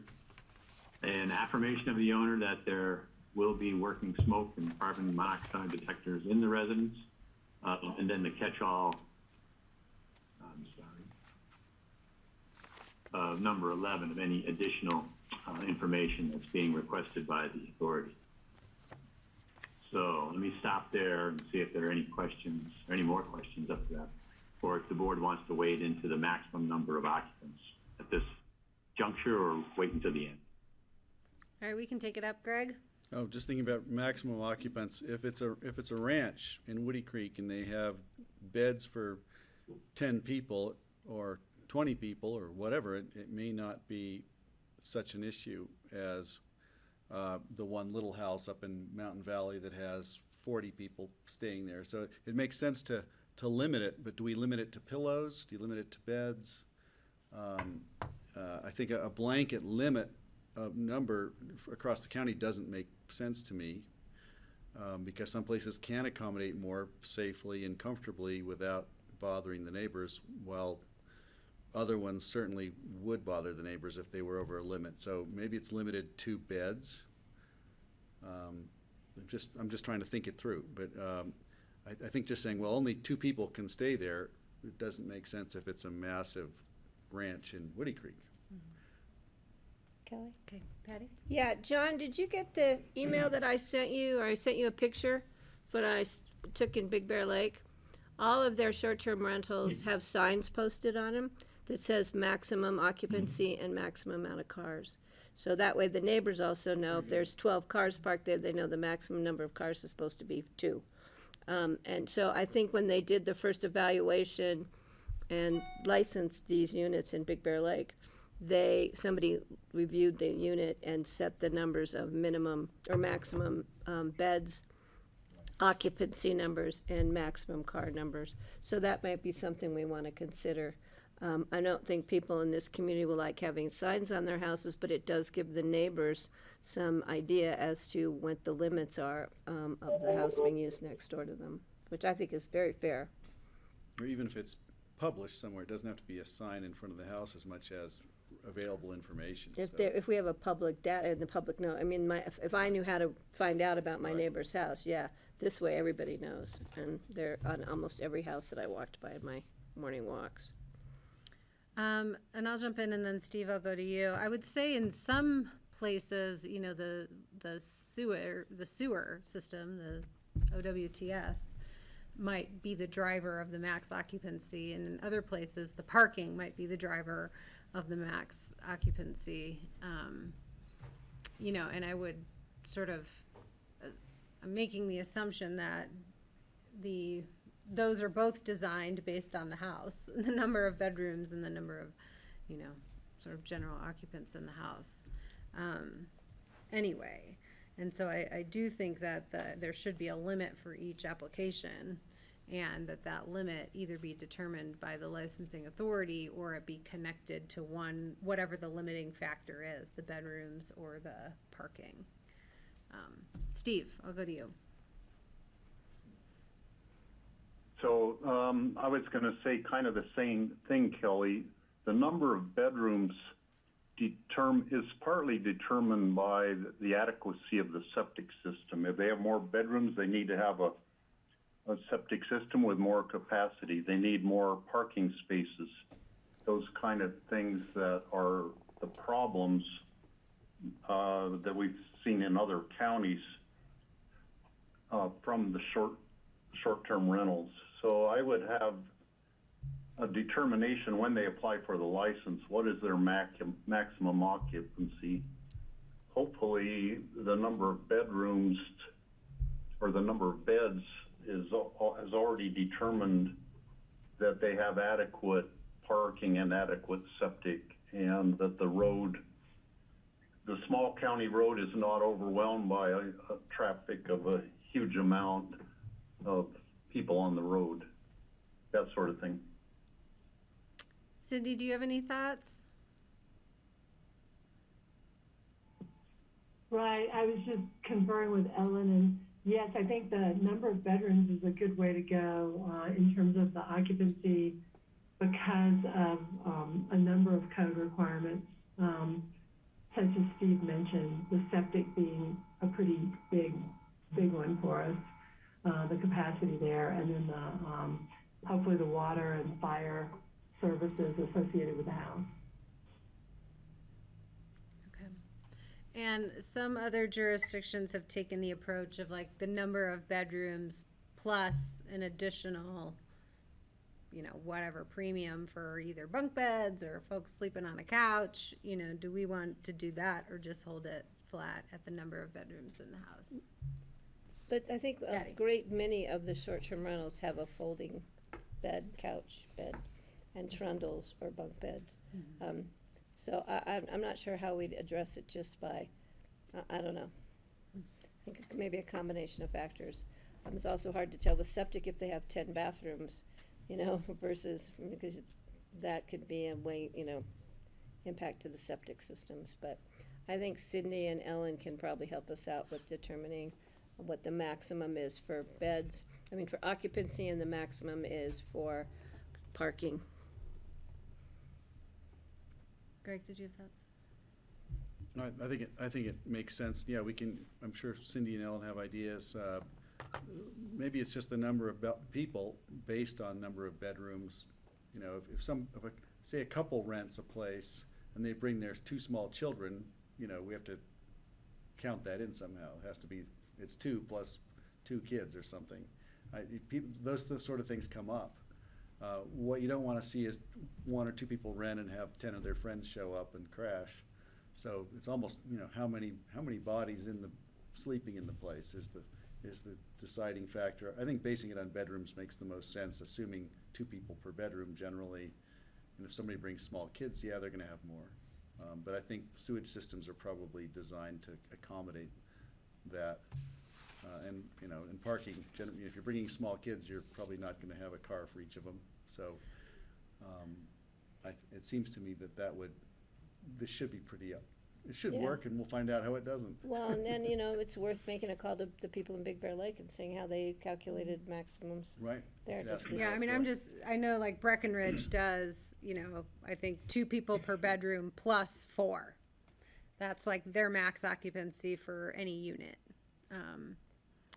You know, to accommodate people sleeping on the couch or full deck couch, little kids sleeping beds. on the floor, you know, Trundle. whatever. So I guess the question is out there, do we want to just do number of bedrooms times 2 and have that be what the maximum occupancy is? Or are we going to delegate that decision to the licensing authority? I'd like to see what other jurisdictions are doing and just pick those brains. Rather than reinvent the wheel and find out it doesn't work, let's find out what's working. So we don't know yet, John.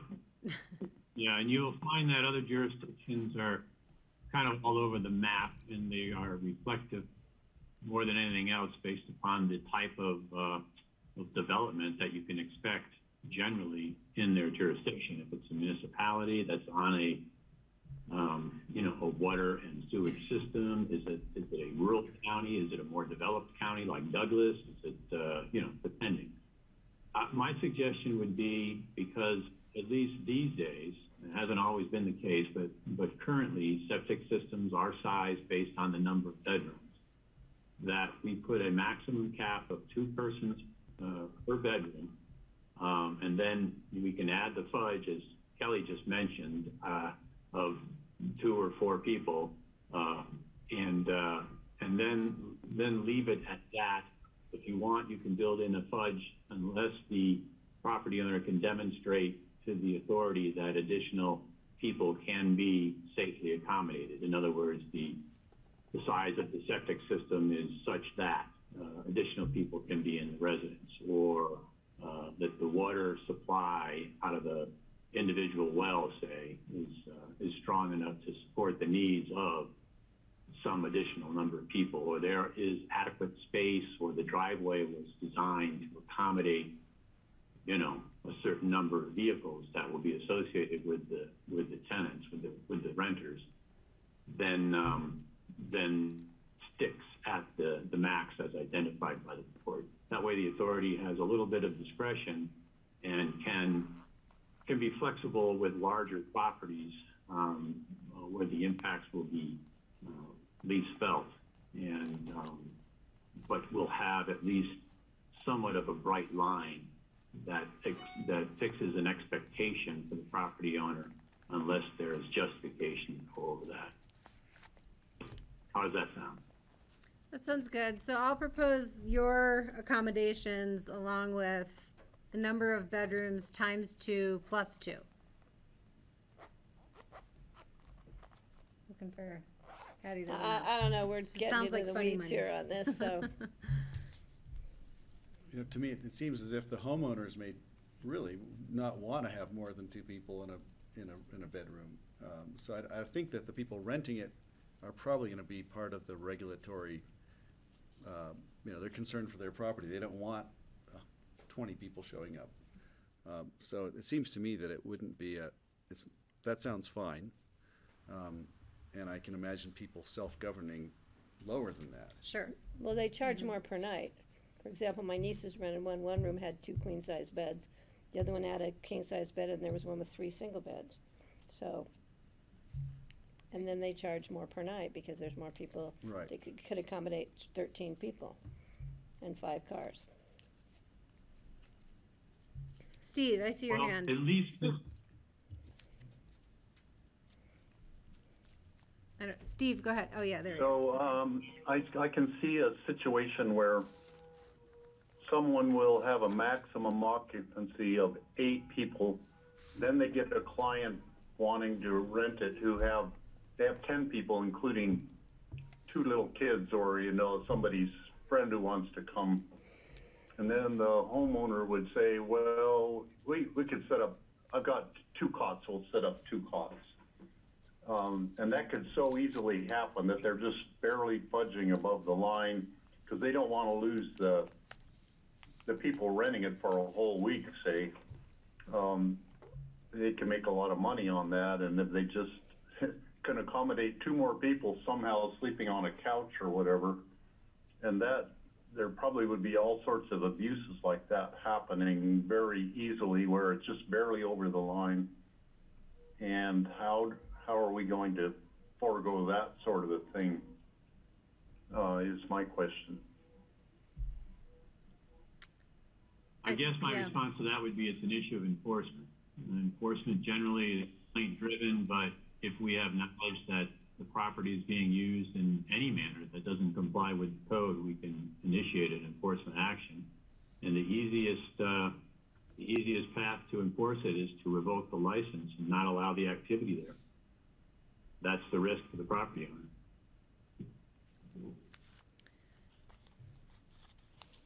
Okay, so I'm foreseeing we're not going to have all the time we want for this conversation, but let's try and at least deal with what we have in front of us here. So I'm not hearing consensus on the number of occupants per unit, and we need to sort out how we're going to deal with that. And then Steve, to your point, I think whatever number we set, people are going to try and figure out ways to get around it to suit their group.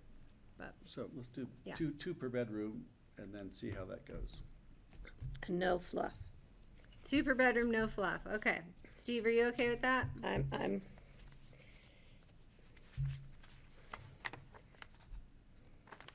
Thumbs up. Okay. I think that may be a tough selling point to the people who are renting, but, they do have a say in this, and they may come back and say, well, I can accommodate safely because of my septic and my parking, an additional 3 people over the bedrooms, or I have a bedroom that's got 2 sets of bunk beds. So I don't know how we're gonna address that. So in their application to be a rental, to run a rental for their license, they could state that, and then If we provide that if there's opportunity. the opportunity there. And so as we, and this is why it's important to understand the board's expectations, because as there's more discretion, of course, in that licensing process and examination of these unique circumstances, that will drive more staff time. Right. And I then if do we're wonder, can we maybe include language here under, the application and the evaluation criteria related to perhaps the number of pillows or beds, that can be accommodated in addition to the number of bedrooms? Could you try an average number of room nights per year or per season? 2.5 or 3 people average per season, and that way they might have 4 one night and 2 or 1 another night. Then and how's they gonna get keep average. track of all that? We're yeah, talking enforcement issues here, and we're getting into, Right. I think enforcing it's going to be really hard no matter what. So what we're all asking for is to have some flexibility, yet we also need to keep it within reason. So we set a standard and then allow them to justify their ability to be flexible. And we asked Cindy and Ellen and John to draft that language clearly. get back to us when you've got it figured out. Right. I feel like I should remind the board at this point that the task before us right now is not to write this ordinance or write this regulation. We're going to see this at least 2 more times in a public process at a regular meeting, And one at least of those times will be a public hearing where we'll get feedback from the community and our citizens. So the purpose of this discussion is just to get generally on the same page so that our discussion doesn't take so long at a regular meeting, and so that people know what the board is considering a little bit more, you know, with a little bit more flesh on it, so to speak, than just the idea of the regulation. But that the regulation is no way going to be finalized here today. That won't happen until the public has a chance to weigh in on it. So if we can get close to something that I can draft off of, then we can bring it in for a regular meeting and see what the public has to say about it. Can I make a proposal? So with that, Sure. I would suggest moving on to the next section of the regulation, Okay. if we're okay. Yeah, I mean, I'm going to go to Greg and then I'll make a comment and then we'll wrap up in about Right. 5 minutes. What if we said two people per bedroom plus 2 kids? Define a kid. We can define. We'll leave that to somebody else to define the kid, whether it's 16 or 18 or whatever. But I'm just thinking that way. You know, it's a bedroom for 2 people. If you happen to have 2 little kids along, we're not going to bust you for it. If you happen to have your 2 high school kids, we're not going to bust you. If they're 2 unrelated adults, you're violating the rules. So are you gonna go knocking on doors in the middle of the No, night? I don't know if anybody will. If we were ever going to enforce any of this, Yeah, right? so- we have to. Yeah. You know, but what we're trying to do is establish a rule we can talk about. Okay. And so that's what I was going to propose, if it's 2 adults plus up to 2 kids. Okay. So I'm going to jump in here and maybe say we need some ideas about how the max occupancy. And we've heard, I think, a bunch of options out here. And, you know, Cindy and John, we'd request that you guys bat around which one of those makes the most sense for simplicity of the licensing process, as well as being able to, you know, keep the capacity of the units reasonable. And then I'm going to say I think we need to schedule more time on this, and probably more time specifically discuss, you know, enforcement, and then additionally more time to discuss some of the options that John laid out for us in the memo about who is able to even apply for a license or not, because I envision both of those conversations taking an hour each. Patty? And staff time needs to be brought into that too. But John, I don't think you got to 50.3 license application evaluation criteria, because on number 5 of that, it's appropriate limitation of number of renters or guests for the size of the residence and the number of bedrooms and bathrooms. So that's what we didn't get to, which is part of this discussion we're having, which is the next section of this draft And ordinance. Steve, I'm sorry, I skipped over you. Go Sorry, ahead. Steve.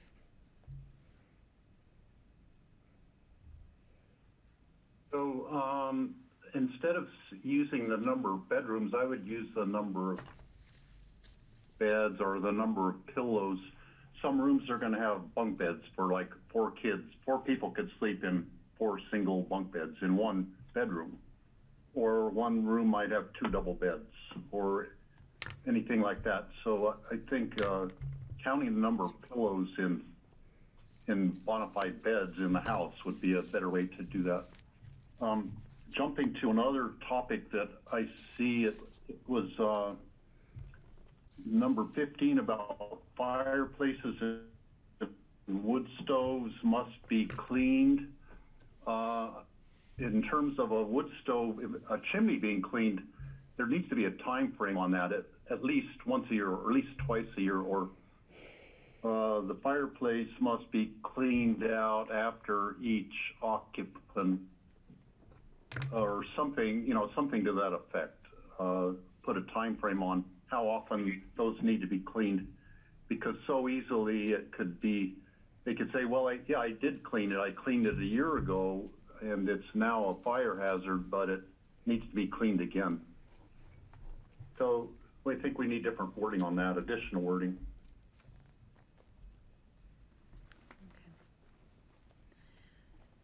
All right, guys, we are getting to the end. We're going to have to cut this off. John, Ely, what other items would you like to cover today? whatever the board wants to talk about. I know that Patty was jumping into a potential future action, and that was, I believe, the first enumerated potential future consideration on the page 1 of the memo, which is to limit rentals to properties that are also used as a primary residence for somebody, even if it's not the owner. And if they are not a primary residence, in other words, they're being maintained for investment purposes and rented out the entirety of the year, then we will not allow a license to issue for those types of properties. That would be a little bit of a departure from what the board has previously talked about. In other words, not imposing a strict limitation on the issuance of the license at this stage. But that is a threshold consideration that is more easily determined by the licensing authority, and it's something that would probably provide some relief to, say, the residents over in the Crystal Valley.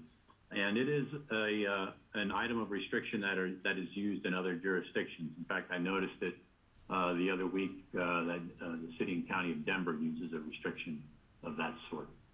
Okay. Greg? So that would be, if you want to include it, I can draft something up along those lines if the board would like to see it included in the regulation. John, I was going to say I appreciate that one, and I think that items number 2 through 6 may not be as necessary if number 1 is our rule. It sounds as if number 1 is kind of the umbrella. If the primary residence owner is there, I think it solves a lot of the other issues surrounding some of the other things that came up, and it may make enforcement and licensing a lot easier if we kept it as simple as keeping number 1 and eliminating some of the others, or maybe they're just not necessary. Well, but it doesn't mean that they're there at the time the place is rented as short-term. It means that they just use it as their primary residence, which means they could take off for the month of September and rent it, 5 times in the month of September. Oh, so that's a good point Betty makes. Then what if a human on-site manager is necessary? Well, I don't think it needs to be on site. I think the provision where they're within 20, they have 24 hours to respond to any issues or complaints. They need to have somebody who manages the property. My concern is having a non-human, like an investment firm who buys up places. That's where we're losing a lot of our affordable housing and employee housing opportunities, is these companies come in and they're solely using them for commercial purposes. Well, whether it's a company or an individual doing that, it's the same effect. But that has to be their primary residence, and I don't know how many primary residents you can have in one county. I living appreciate in the the part of primary them. residence rule. I think the first one is the most important, and I would. I certainly agree want with to that, and the other ones I think we should be looking at as we move forward. Do we need them in the future? So, yeah, I support furthering this conversation about resident occupied units being eligible to apply for a license. I wonder then, it just sort of inherently puts a limit on the number of days per year, right? So we're assuming that a resident's going to live in it 9 months out of the year or 6 months out of the year. And so, if they're applying for it, saying I'm a resident, but I'm applying to rent it, 300 days out of the year, there's a little conflict there. And so I just want to put that out there as something we think about.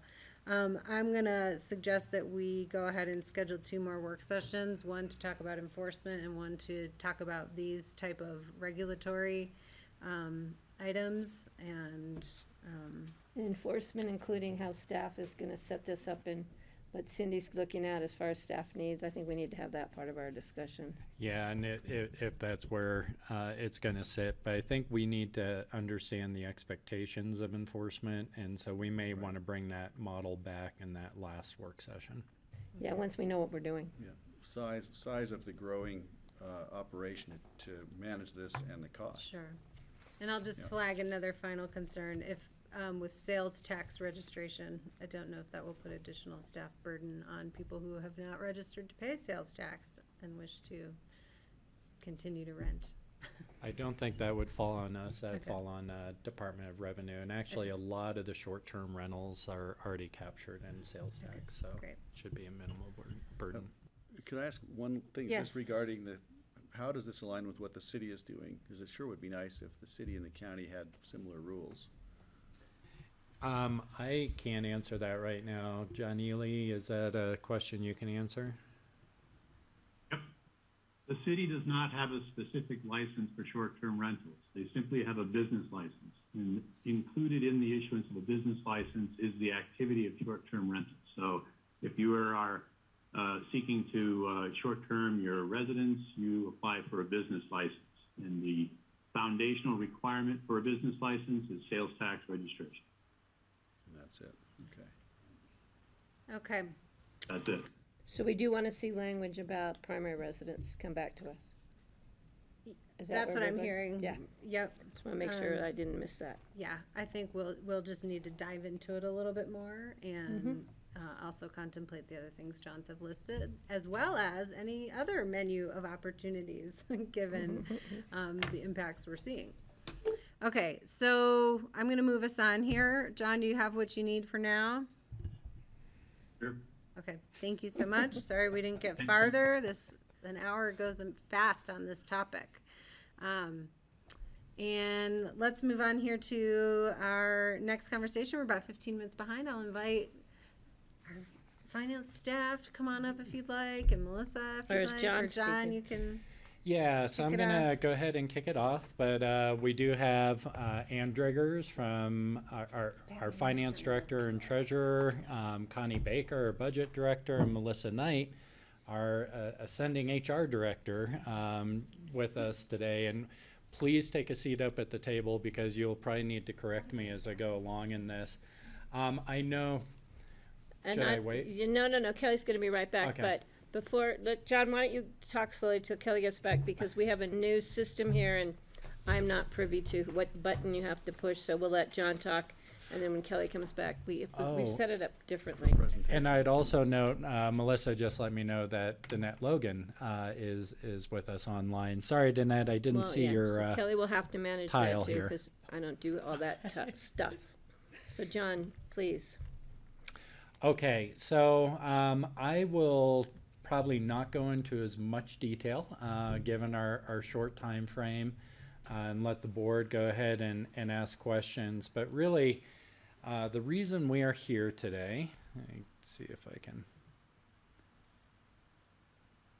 there we go, is during the planning for the 2021 budget, funds were removed that were originally planned in 2019 for employee pay increases, basically due to fears of a recession, particularly driven by the COVID-19 pandemic.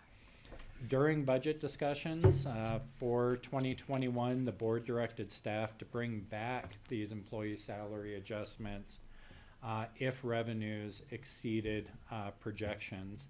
And as we'll talk about a little bit later in the presentation, the local recovery has been surprisingly strong.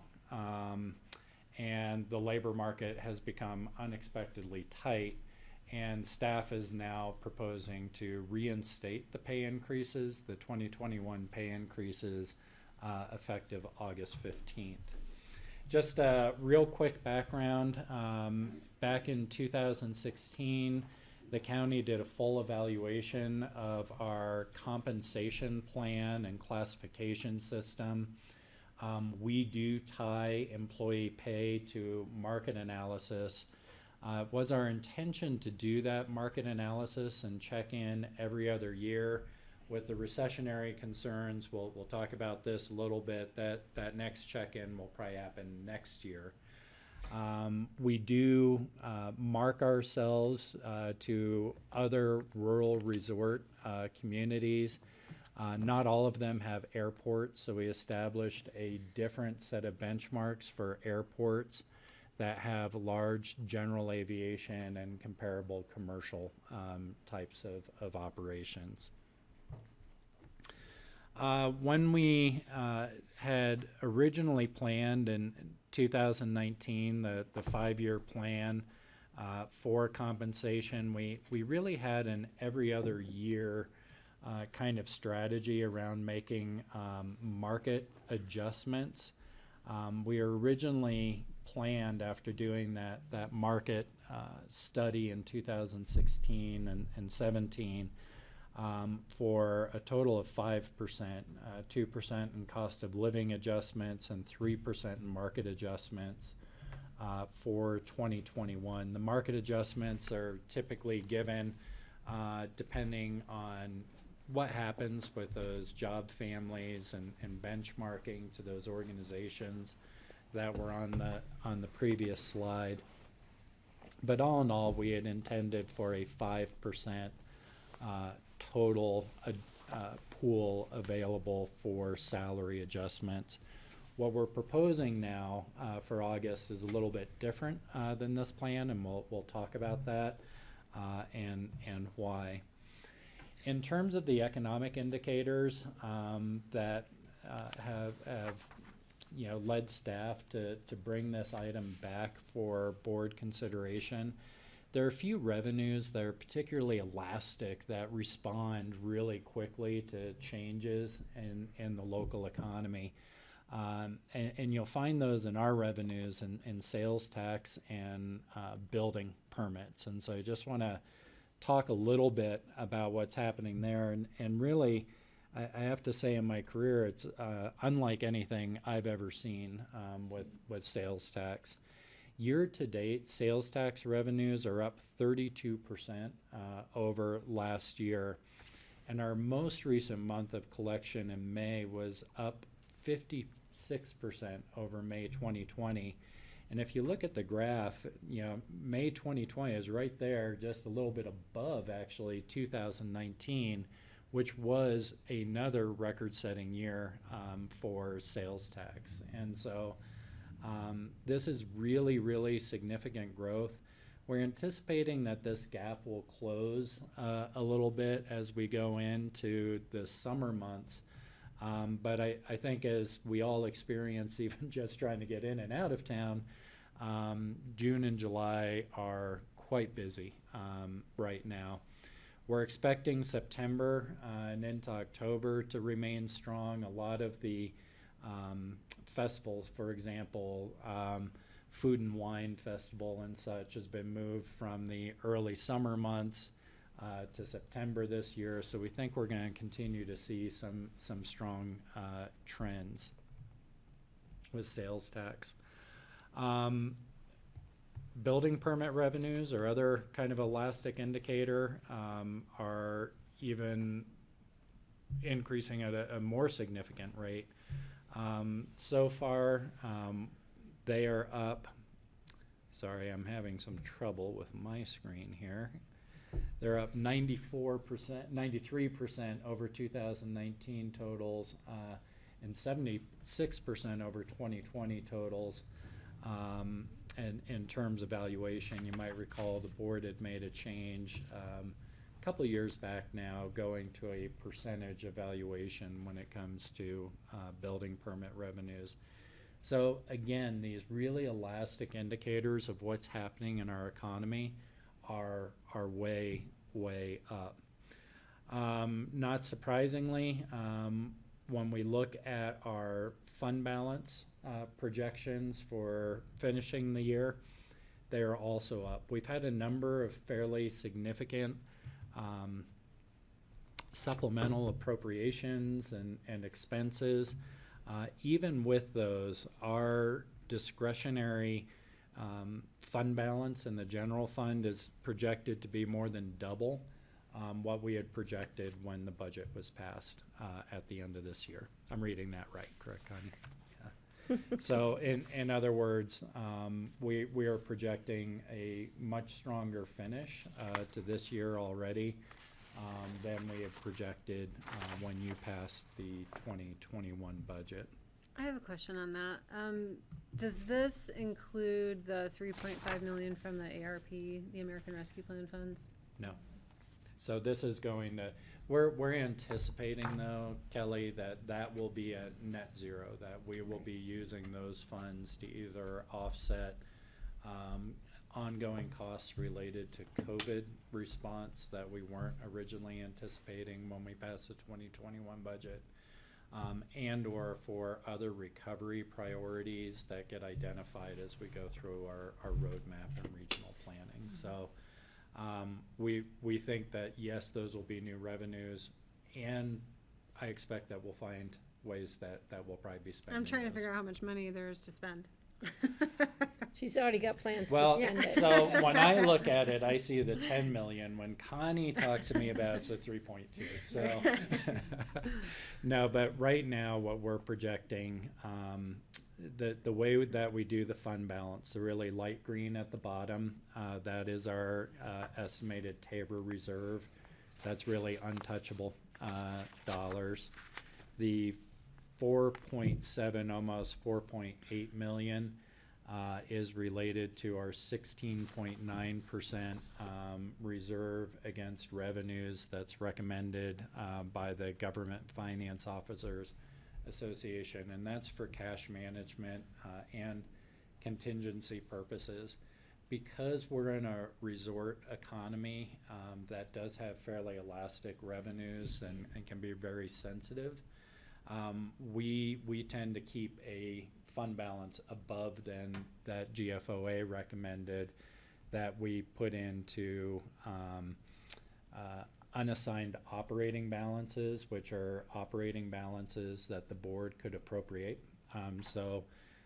By our estimate, there will be 7 million in that pot. We always recommend keeping a little bit of that available. That's what allowed us to make expenditures during the pandemic without ever dipping into unhealthy, levels of reserve. And then there's capital. I can see Connie's leaning in here. Well, we have also used that unassigned operating fund balance for capital projects. And so depending on what's going on with capital in any given year, we may take a part of that blue-colored fund balance and move it over to the capital fund to fund a specific project. Yeah. But this is a healthy fund balance. It's healthier than what we had projected. I would almost make a bet we're gonna finish this year. We tend to still project conservatively, and so I would expect that we'll probably end the year with a little bit more than this in the bank. And so these are funds that the board can choose to appropriate. We have urgent needs. We should spend some money. Greg, go ahead. Just thinking, we're looking at your the operating reserve and contingency.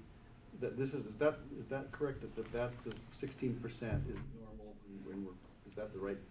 Am I looking at the right color? Operating reserve and contingency. As the numbers all go up, then that, if we were pegged at 16%, it would go up. So I'm just wondering, is that going to be adjusted? And looking over at the original projection, I see you have 5.4. We do adjust it, and every year at year end it is adjusted based on actuals. Got it. Okay. So you're anticipating 5.4. We're at 4.8 now, but you expect it'll be readjusted. This is a very, very healthy fund balance. Yeah. Boy. Yeah. So.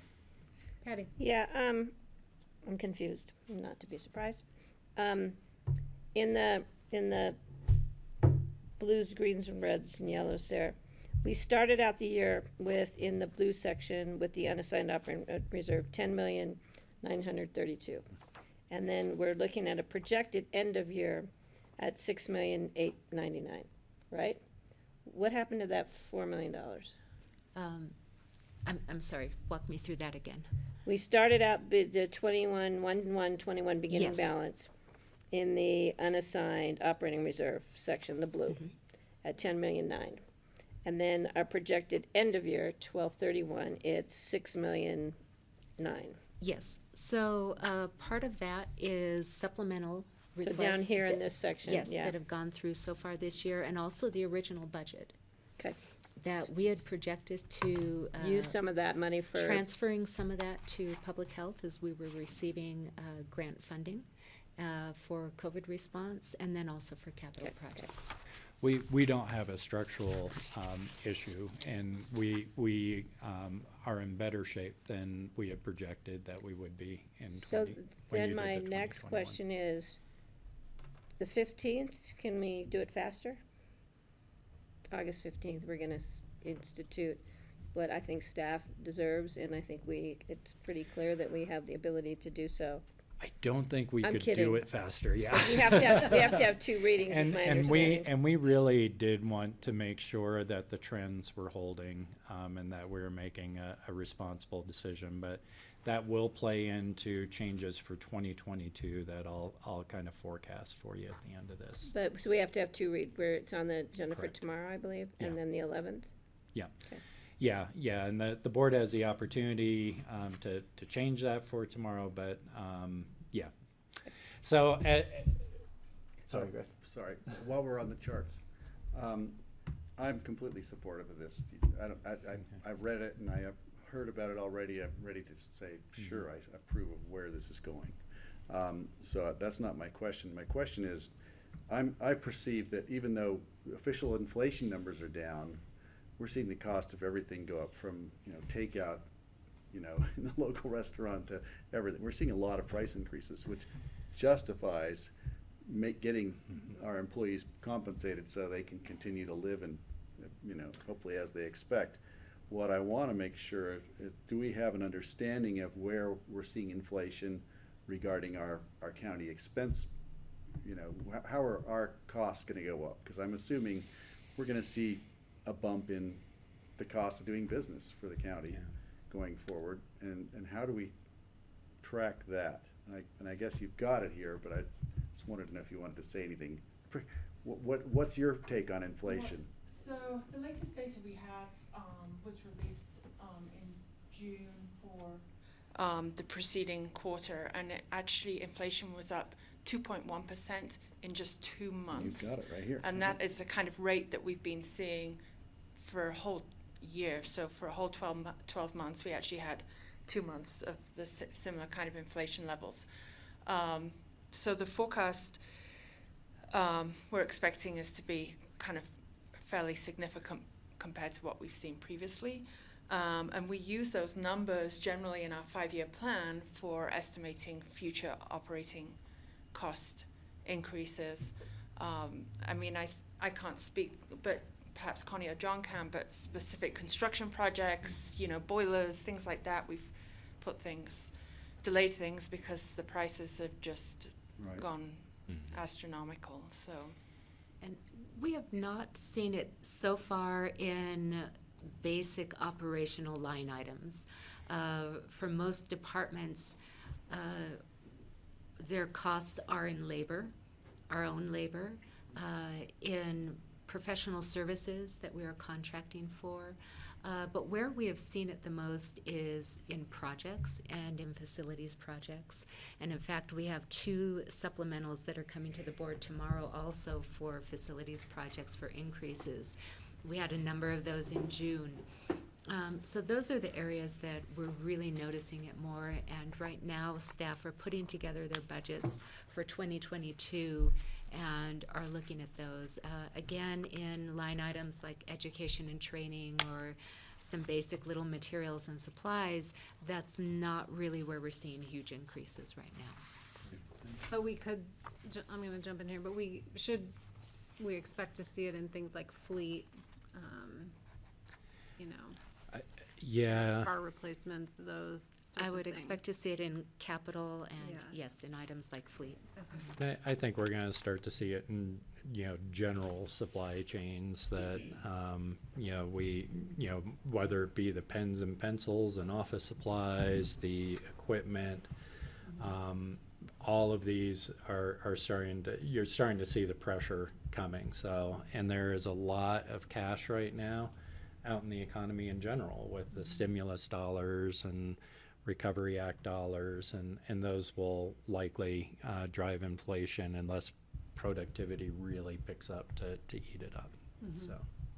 So I guess to Greg's point then, in my eagerness to spend our money, how do we accommodate, how should we be thinking about accommodating that potential for our programs or for things like fleet or things like that in our budget now. So that's what we've assigned. All departments are working on that for next year's budget right now. So part of what we've asked is, what are those trends that we see with inflation?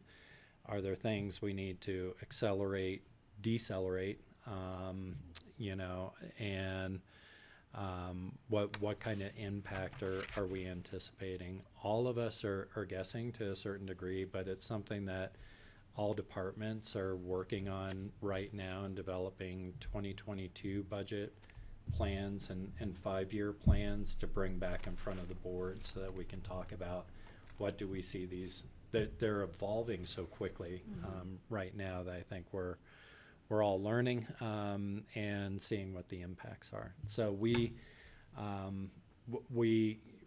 anticipating that as we see requests come forward, we will be trying to anticipate the inflationary pressures, and really where you'll see us, and this may be some of the tension or future discussions, is we tend to buffer that uncertainty by maintaining some fund balance to fall back on. And our direction to staff for 2022 was not to just automatically include an inflation factor, but to really look at what their costs are. So since we've asked staff to be cautious that way, not to simply take every line item and increase it by 5%, I think that would overinflate our budget. But you may, as a result of that, see more supplemental requests coming back in 2022 should we see that inflation trickling down into each and every area of departmental budgets. Got it. Yeah, and this was all in the memo. What's been really unique about the COVID pandemic and kind of that recessionary period is you almost always get disruption on the employment side. Lack of jobs and too many people wanting to be employed. This kind of flipped it. It's been really interesting because it's really disrupted the labor supply. We are seeing our applicant pool generation fall by 50 to 60% right now, just kind of average across the board. And nationally, projections are that employee turnover, every community and organization is experiencing this right now. They're expecting that to continue really for the next 18 months. So the recruitment and retention, the extra pressures caused by this change, we're anticipating are going to be here for the next year and a half, probably 2 years, as folks kind of reevaluate post-COVID. Pay is not the only thing that we recognize that, and culture, being able to do meaningful work, the management, those are all key motivators. But pay is also, a key factor in someone being able to stay in a high cost of living area like this, and for us to recruit successfully. And that's part of the reason you'll see that we're suggesting moving all the ranges 5%. So that our mid-ranges shift, which is typically what we use when we're considering hiring ranges. Turnover, right now we're pretty average, I think, with a lot of organizations, but we are projecting right now annualized turnover of 16%, which is higher than we'd like to see. Very consistent, I think, with what organizations like even City of Aspen and such is seeing in our valley right now. And there are a lot of costs associated with turnover. Just to get to the recommendations, what we are proposing is to make a 5% adjustment to all pay ranges and go ahead and move employees with those. We think that's going to do a couple of things for us. It allows us to get a jump on a market that's moving very, very quickly this year, right now. it will allow us to move that midpoint that will make us more competitive when we're in a recruitment profile versus moving somebody within existing ranges. It does benefit those employees that are topped out in their ranges, where just a cost of living adjustment typically does not. There's a lot more to be discussed in 2022. So it's a pretty simple. We went for simple and easier to implement this year. We do not think that 5% is necessarily going to account for all kind of market moves that have happened for all positions. And so we do have a lot of moving parts that we'll be bringing back as part of the 2022 budget. We're currently going through a market benchmarking process with all of those key organizations. We've chosen 25 positions to benchmark within job families to say, how much do these families basically need to move to be at market. So we're anticipating we'll still need another market adjustment in 2022. It'll be less with what we're doing, or hopefully doing, at least with staff's recommendation. There's also legislation, the Colorado Equal Pay Act, which is really designed to ensure that large employers have really done a statistically valid evaluation to ensure that there's equal pay for equal work. We have just finished the regression analysis with a consultant on that. We're still waiting to put the dollars to that, but we will have some adjustments. It doesn't look like a lot of adjustments, but we will have some adjustments that we'll need to make to be in compliance with the Equal Pay Act analysis. We've also always tried to take a look at the self-sufficiency standard as prepared by the Colorado Center for Law and Policy to kind of set those baseline positions so that we're trying to create jobs that are self-sufficient for our area. Happily, it does look like right now we will be able to plan for a 10% reduction in our healthcare premiums for next year, and so we think there's going to be a source of funding that we can roll back in that is already budgeted or planned for personnel costs to help pay for some of these 2022 issues. But we still need to address these issues. We think by making this 5% adjustment now, we get a jump on the game and it won't be as difficult in 2022. Other thoughts? No. Yeah, Patty. John, you failed to mention the fact we need to address the county attorney and the county manager. Oh yeah, I always skip over that stuff. So there's, the compensation plan covers our civil service employees, and so that is everyone who's not under a contract. John Ely and I are under contract to the board, and so the adjustment to the compensation plan wouldn't necessarily impact us. That's separate direction from the board, and so we would need that guidance.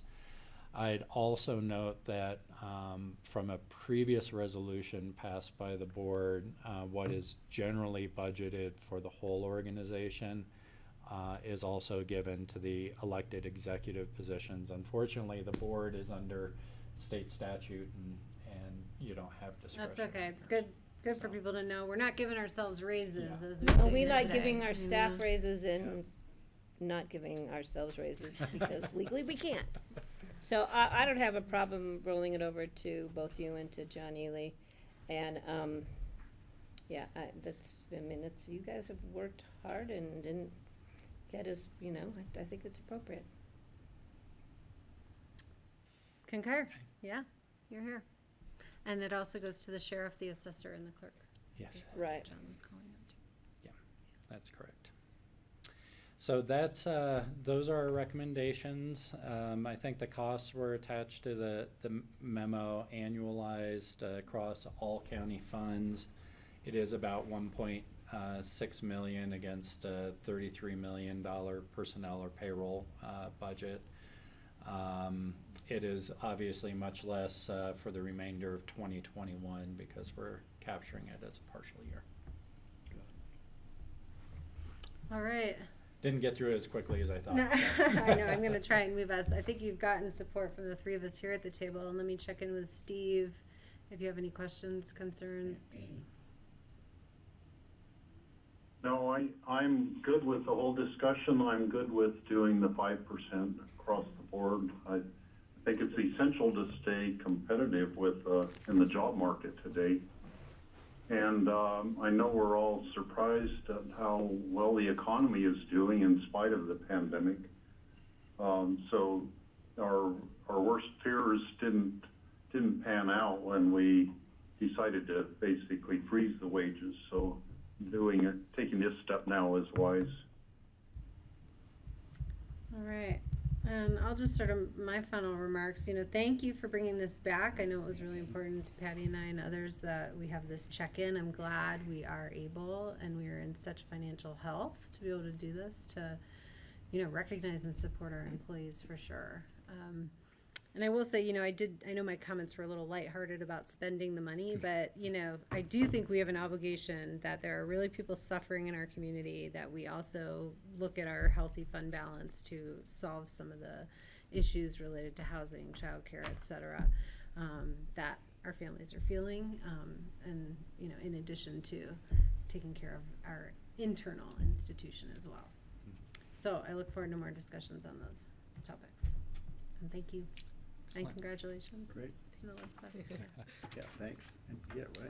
Congratulations. Thank you, guys. Thanks for Thanks, coming. John. It's going to be much Thanks, guys. appreciated. We always feel in the better after you organization. visit us. This is a good one. This is a good one. This was a good one. If it's helpful for the board to craft a mid-year letter to everybody too, staff too. That would be awesome. Yeah. Thank you. Yeah. Bye, Melissa. Thank you. Bye, Ann. Bye, Connie. All right, moving on.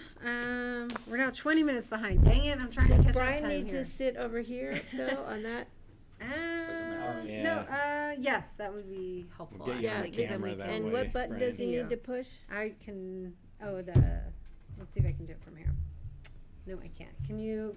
Oh, There's a I'll button. ask you to You start need to be. video. No, you need to be in front on of the community. laptop. Yeah, in front of the laptop, right there. Yeah, you can, and start video. Okay. Yep. It's not a touch screen. Sorry. I know. I know, isn't that? I do that all the time, and I don't get have so it. mad. I don't have okay, there we are. All right. There he is, Brian Great, Pettit. great, All yay. right. Director of Public Works here to talk with us about Redstone Ranch Acres and their desire to put a question on the 2021 ballot. Right. So I'll just give you a brief history about Redstone Ranch Acres if you don't know much about it, and then tell you what we went through as a process to develop the ballot language, which will actually be on your regular meeting tomorrow for first reading. So Redstone Ranch Acres was developed in 4 phases, 1960, 64, 68, and 71. And I think I can tell you with a lot of confidence that if it were to come to the board today, it would not be approved. It's on a very steep incline with the topography there is difficult and the roads are very steep and narrow. There's 2.1 miles of road that they struggled to maintain until the 80s. In 1982, they formed a road general improvement district and taxed themselves. The reason this is coming to the board is you are their board of directors. So every year they would submit bills to Public Works, we would submit them through the county, and we would pay their snow remover bills, their road grading bills, and things like that. And over my tenure, they always struggled with funding. And I would just keep reminding them decade to decade that eventually they'll run out of money and they'll need it to increase their mill levy. This year that happened. Before the winter was over, they were out of money for snow removal. So back in May, We got with the assessor, we mailed a letter to all properties. There are 55 in Redstone Ranch Acres. And by the way, Redstone Ranch Acres, if you're heading south on 133, you go by Redstone, it's the second left. And there's 55 properties up there. Some of them are developed, some are not. Some are owned by the same family or the same person. So we had response from about 46 people. We developed a short email mailing list for more efficient communication. And then with all the COVID issues, we were able to set up a virtual meeting where we had 20 people attend. Staff had estimated that they needed to increase their current mill levy from 4.913 to about 19.85 in order to do a few things. One is complete adequate snow removal, fix their roads on an annual basis, upgrade their drainage, and then put some money away for when they have one bridge there that's kind of a bridge culvert combo, that when that fails, that they're able to rebuild it effectively. Right now, they are in debt. So that would be really the reasons for the money.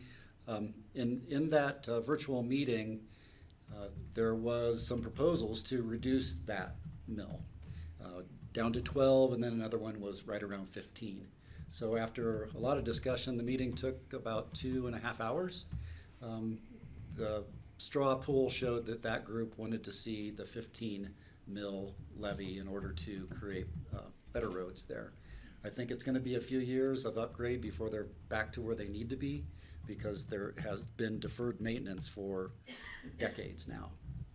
So the ballot language we crafted with the attorney's office, and we're going through the procedures to make sure it's on their November ballot. It will be limited to those 55 properties, and if they decide to tax themselves, I think we'll be in good financial condition for the foreseeable future with Redstone Ranch Acres. All right, questions. Patty, then Greg. I definitely support this. I've driven those roads. My daughter looked at a house there. They're like driveways, some of them, and they're roads, but they are very narrow and very windy and sloughing, and so they definitely need some work. I don't have a problem. My question, I'm going to bring it up now. We've got this on our future agendas 4 times, just so you know. Okay. We have it on tomorrow for first read. We have it on August 11th for second read. We also have it on August 11th for first read, and then Okay. we have it on August 25th for the second read. I'll So if we could correct just that. clean that up. I'll do Great, that I don't have to bring it up Yep. later. Thank you. Take care of that. I just wanted to ask about the mill levy. Staff targets 19.85. They propose less. So it goes on the ballot at the 15, which sounds like a compromise, but are we going to see a 4.85% gap in funding? Are they going to run out of funding again because they're not assessing themselves enough? Yeah, and I guess the answer is, I don't know. It's really their big expense is winter maintenance. And so the big winters, they may spend that money down. But we had worked in some extra money that they could save. So I just don't think they'll be saving as much, and they won't be building So that it's for fund the- balance as quickly. It's the rainy day fund. So if the culvert fails, good luck. Correct. You have to take out a loan from us again and pay us back. And not that we were trying to get away with something, but we were targeting a high number, knowing that we probably would be in a negotiating sense with people. And I think that most people there at the meeting were able to absorb that financially on an annual basis, and excited to have good roads. They talked about dust control and really upgrading their roads, and I think they'll be able to do that.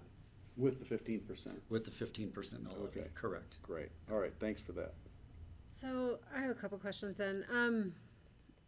In how they build their budget, they have expenses. I'm assuming they have expenses, capital, and then fund balance. Are they required to have the same kind of proportions that since we're the board, do we need to have a 16.4% operating reserve in that budget? No, there is no requirement. State law does require that they do have a fund balance. And in order for them to have a fund balance, we had to loan them money from the general fund to pay their last plow bill. of the winter, a small amount relative to our general fund. Yeah, so they have to have a fund balance, which they currently do not. So. All right, thanks, that's helpful. And then is there anything else that the General Improvement District can do? Are they only focused on roads? Yeah, it's limited to roads. And we actually had that discussion in the meeting to expand the use of the funds, and they weren't interested in doing that. I think the roads are their common interest, and if they want to remove some trees along the roads, I think that complies. I think you could talk about sight lines and things like that, which would help with fire mitigation there as well. But that was as far as they wanted to go. Okay, so they wouldn't be able to do fire mitigation with this money, or I'm thinking of like their water issues, their augmentation issues in their wells over there. No. They couldn't access any of this. No, and there wasn't not interest. I asked that question specifically. And JIDs tend to be, general improvement districts are limited statutorily, I think, in terms of what they can do. There are districts like public improvement districts where the board sits ex officio as the board of those districts that have much more flexibility in raising funds for both operating and capital needs. This neighborhood would be a good Forest Service probably, fire mitigation, because it's a hot spot there, and it's very tree and very brushy, very scrub oaky, and yeah. So they could do it along the roads, but not more than that. Right, right. Okay. We're gonna make those roads a That's little right. more accessible for a fire truck. Exactly right. Steve. Yeah. It's a great little neighborhood, though. So Brian, you had it mentions in the AIS that this would generate 30,000 a year. I don't know if that's total or if that's in addition to what they were already raising. That's a great question. It's 30,000 total. It would be 20,000 in addition to their current funding. Okay, and then it looked like their budget this year plus the shortfall was 11,700 something. So that gives them an extra $18,000. Doing my math, that they would, I guess some of that would just go into capital reserve fund, or would that whole 18,000 be capital reserve? Or are they immediately going to have to be putting more into the road maintenance on an annual basis? Yeah, so when they ran out of money, the road maintenance stopped. And so they would have been using, if the mill levy were in place this year, they would have been using that money to grade their roads, correct their drainage. And we still have November and December coming up where they don't have money for snow removal. So that $18,000 you're referring to would be spent throughout this year. And then whatever's left over would go into their fund balance, assuming there would be some. Okay, thanks for that clarification. But they won't start collecting it for, when do they actually start collecting this extra revenue? It'll be 23? next spring. So we, Pickens County General Fund, will have paid for their last plow bill, and then we'll be paying for any maintenance and plowing for the remainder of this year, and until through January, until they collect their property taxes. Yeah. Okay. Assuming it passes. Yeah. What if we don't approve it? Or what if we say, now we want them to have 20%? I just want to know my menu of options. I think it puts that community in a difficult position. They would have the $9,000 next year again that they've, overspent this year. They've needed this for decades. And they haven't had it. We've taken a large amount of complaints based on their road condition, and we're not able to do anything. So we're thinking this sets it up for success for the ballot question. Absolutely, Yeah. yes. Okay, I'm good with it. Other questions or comments? Thanks, Brian. Steve? So not a question, but I support going ahead and putting this on the ballot. It's ultimately up to them to either approve it or turn it down in November. I would hope that they would approve it, because it sounds like they really need it. And it's on our agenda for tomorrow for first reading. Yep. Correct. Okay. And then on it again, and on it That's again. right. and on And it again. again. We'll take care of that. I think we're good. Yes, thank you. Okay, thank Yep, you see very you much. tomorrow. All right, see you tomorrow.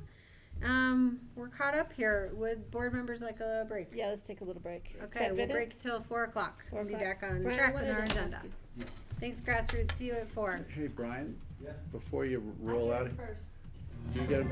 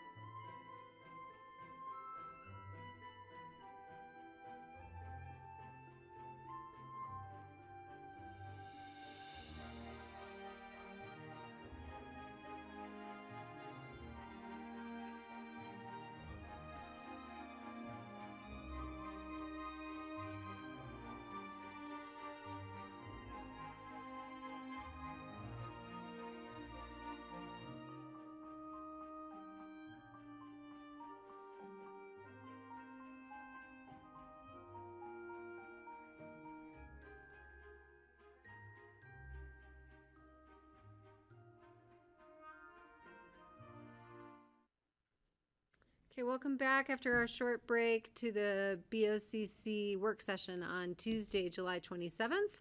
And we are into sort of our admin business here. Preparation for a joint meeting with City of Aspen that will be held on August 3rd, and we are hosting here in this room. We are hosting, and so some time was set aside today for the board to discuss, potential items for the agenda of that joint meeting that we tend to try and reconcile and prioritize with the City of Aspen. I was reaching out to Sarah because I know she had some conversations with her council members, and I conveniently left those notes at home, and they were long enough ago I'm not remembering all of them. So I'll see if she texts us, but just I had wanted- reached out to Tori too. Oh, and okay, he so and I you were- may have, I don't have any detail. He and I were Okay. trying to find a time, but that's about it. I have Well, we some, could what do make we up wanna time do? here. I have some suggestions. Okay. We've been getting, I think all of us have been fielding calls. Hi, at Kelly. different You are on mute. I am? Can you hear me now? Okay. Okay. You know. All right. So I guess Steve maybe. Sorry, Steve, you didn't hear us. We came back. We brought the meeting back, and I forgot to unmute us. So we are talking about our planning for our joint meeting with the City of Aspen on August 3rd. So sorry about that, Steve. Okay, can I go? I wondered where the sound went. Okay. I think we've all been fielding calls about the entrance to Aspen traffic. I'm not sure what we can do about it. When I'm going the other way in the mornings or any time, I try to look at who's in what car and why, and there's no rhyme or reason. A lot of permits, like residential parking permits in the West End, those kind of, hanging from the rearview mirrors. So I don't really know. I don't know if it's something that we can find out if the city's looking at. I don't know where to go with it, but I know people are getting really frustrated. They're calling us, and I don't know what kind of purview we have over trying to look at anything, but I don't know if the board thought that might be something worth talking to the city about, just to pick their brains if they have any thoughts, anything they're planning to do. Greg, and then I'll jump in.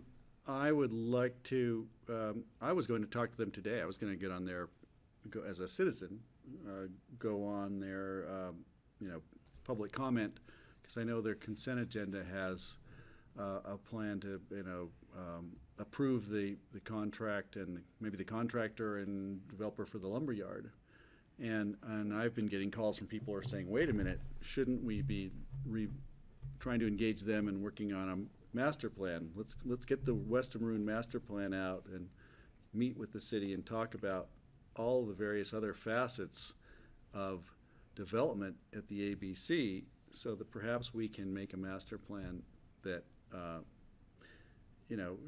makes a lot more sense and perhaps avoids a lot more future problems, and maybe even solve some of the problems we have with traffic and congestion. So I was going to propose that to them tonight before they go down the path yet.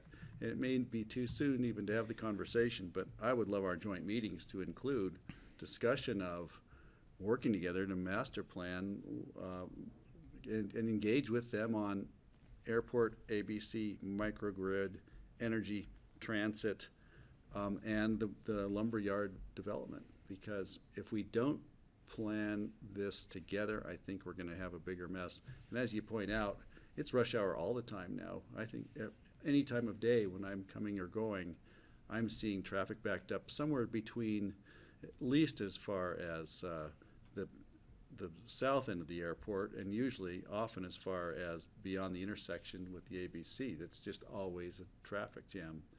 And so I'm concerned about that. And so I was going to propose that we include these discussions in any joint meetings with the city, and we all sit down and with the spirit of cooperation and try to reopen this and examine it and think about it. And I know people have made proposals that are probably worth looking at. Whether the ideas are accepted or not isn't as important as having that discussion. So. Well, I think I don't have we should have done it years ago, one of those. Well, should have, but, yeah, we should have. That yeah. would be a whole meeting or more.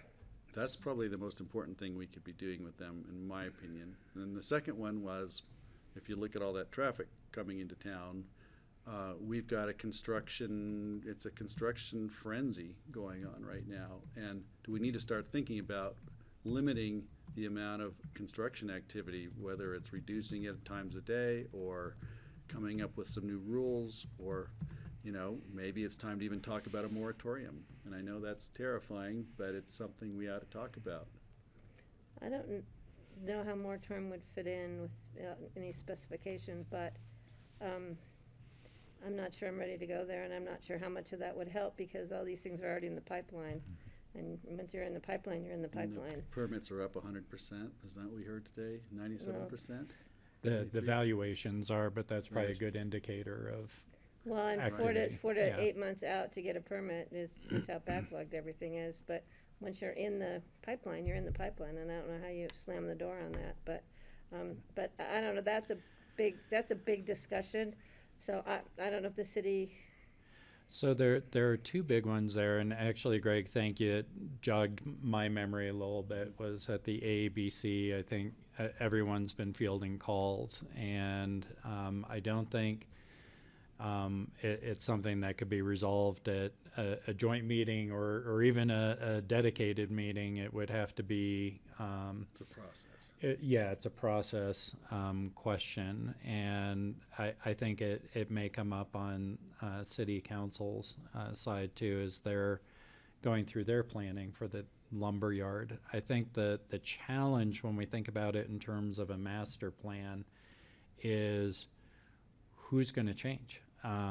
You know, is it really a matter of mitigating the impacts of the development that's planned, so like the traffic impacts and getting coordinated on that? That's a really different scope than a master plan, which would usually kind of indicate what should happen at these various locations. So that would be a big conversation to even see if how productive, how much time do we put in and in what manner. And so that could be a conversation as far as, well, what are we really talking about here? Is it mitigating some of these negative impacts? Is it really talking about changing what we're doing there? Well, yeah, and the lumberyard is moving. Well, I think that's the conversation to have, though, in a joint meeting, like just to bring what you have just said. Let's air it out and see where they stand and how we can all work together. Because I don't think they're going to stop the lumberyard, from what I've been hearing. And when you talk to them about traffic, their response, people are going to ride the bus. They're going to walk back to the airport, go underneath, catch a bus that's already full. That, you know, because we've talked about those buses are already full. And so how are we going to increase? So their solution to traffic is people riding the bus, but they don't have a solution to the fact the buses are full. Well, so I don't know where the quagmire is. I mean, I will say that I feel like their traffic solutions are also our traffic solutions, right? Because we're all like in this transportation committee, which we will be discussing together on Thursday, and could be a good place to bring up the concerns about the traffic. But you know, I guess I don't think that the message has gone out to the community that, you know, our transportation planning, our traffic planning is not to let more cars through. You know, it's to do everything but that, you know, and so, you know, there's sort of an inherent conflict there. Is like, we hear your complaint and our solutions are to get you out of your car, you know, and that may be a very unpopular message, but I feel like that's where we're at, right? And that the evidence that we'll talk about on Thursday is that the traffic is being generated by non-local visitors, you know, not by the people who live here. And I don't know. So I think we'll have the opportunity to dig into that on Thursday. I don't know if we need to revisit it as another topic for the third. Is it time on Thursday's EOTC meeting agenda for that discussion? It's more about the remembering the acronym. Mobility. Yeah, the yeah, integrated I read the mobility packet plan. and I didn't see the. But that's a good place to start. But my question about traffic was, I would just like to know if the city has any thoughts.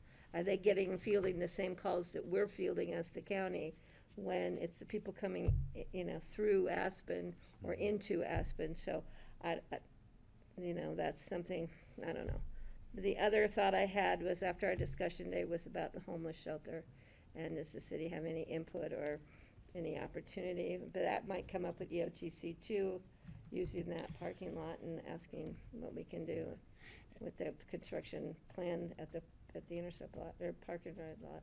And there have been 2 council members, I think, that are participating. Ward's been at on a lot of them. Ann was. I don't and know. Ann was, yeah. I don't know if we have another one. But and then they're planning this $8 million child care facility or something. I just heard I wanted today. to talk about that one. Yeah, and I have no idea. Well, I'd like to see if this board's interested in partnering with them on some childcare stuff. I was a little surprised to read in the paper the proposal for Burlingame to build a 70, capacity childcare center there, because the conversations I was having that the city had asked me to vet was, would people in the neighborhood be willing to convert the community center? Right. So it would be good to have some, I think, I'd like to know some more info or have a conversation with them about what their So is that their $8 million childcare project? plans Is it are. Burlingame? Is that where they're planning to put it? Mhm. Oh, see, I just heard today it was an $8 million childcare facility at Akron. That's, I think, Yeah. Troy brought it, but he didn't, that was the only details that were provided. As part of the phase 3 of Burlingame, because they own that land. Yeah. To build it there. So I'm interested in hearing more about that and like if they envision a partnership. And I'd like to also hear, sort of based on something you brought up, Patty, if there's an opportunity to have a conversation related to the cost burden of childcare, given based on their data that they have at Kids First, can we as a community say, families are only going to pay 15% of their income on childcare, and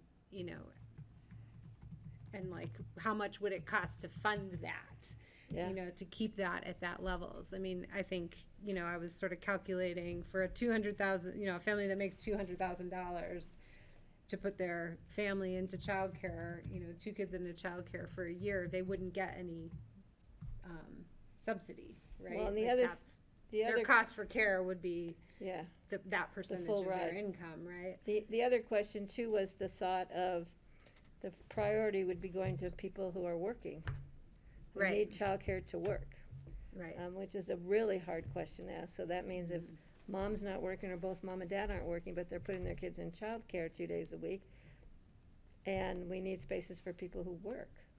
That's why we have a lot of people who don't work. Cost and accessibility. That's a tough question, but it's a question, we need to be asking those hard questions. Do we need to bring up short-term rentals policy? Well, I think I had that on there too, but John Ely kind of explained it today that they're in a different purview because cities have business licensing. And is that satisfactory? It's nice to hear that. We great did to ask have- them how things are going. How We is it did working? have that whole joint work session with them on short-term rentals. I just think don't in remember. March? What did I do yesterday? You bought that new hat. Steve, what do you think?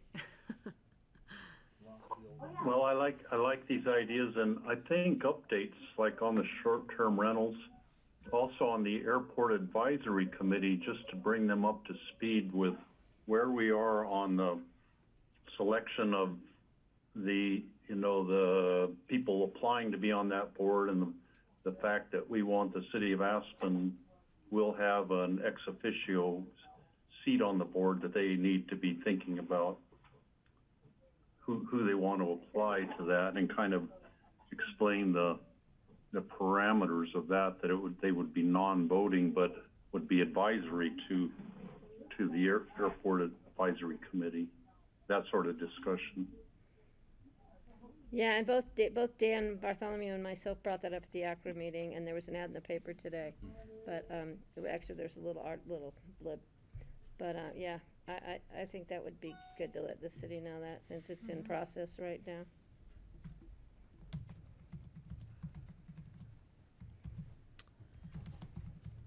Other ideas? I'll think of it after I'm done here. I know. I would say an idea that that came up when talking about like all the development in the city and all development in the county and all the impact on the landfill, you know, and this is sort of separately for us to consider, but should we include in our growth management system some sort of competition for demolition permits? So you wouldn't just get to demolish your house. You'd have to sort of compete for that or have some health safety issue. Well, and the city's looking at doing some construction demolition, kind of copying us finally, so that all these, well, by the time they get it done, everything will be torn down in town, and, yeah. Not sure what else is gonna, well, there's a few more buildings that Mark Hunt's gonna tear down downtown, but it'll come to the landfill. How many joint meetings do we have set up with the city? Well, we're gonna have One need for to, now, and then probably one in the fall, Yeah, right? we usually make 2 or 3 a year. I think we plan for 4 and we get to 2 or 3 by the time we coordinate schedule. because by the time we schedule it, we're already scheduling it on the date we were already scheduled to have it anyway, so we kind of missed one in between there. I think it would be worthwhile also on the, just regarding climate action, where are the priorities? How are we doing with priorities?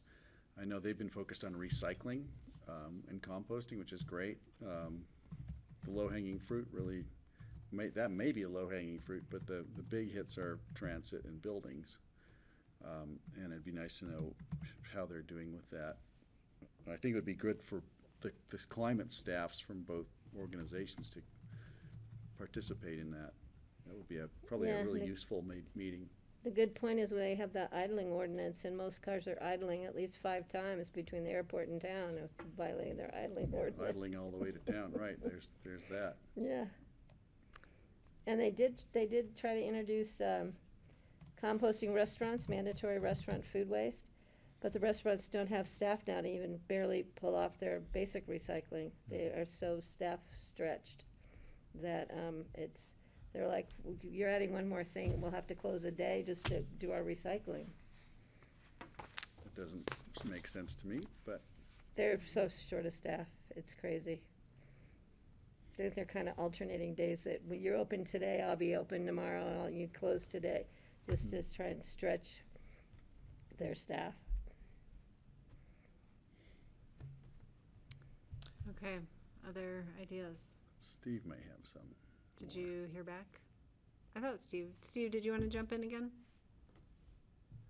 I jotted down, he was saying the STRs and the I was AABE. just wondering about bear issues, wildfire issues, things that I don't even know what's going on in Aspen and in the valley right now in terms of those things.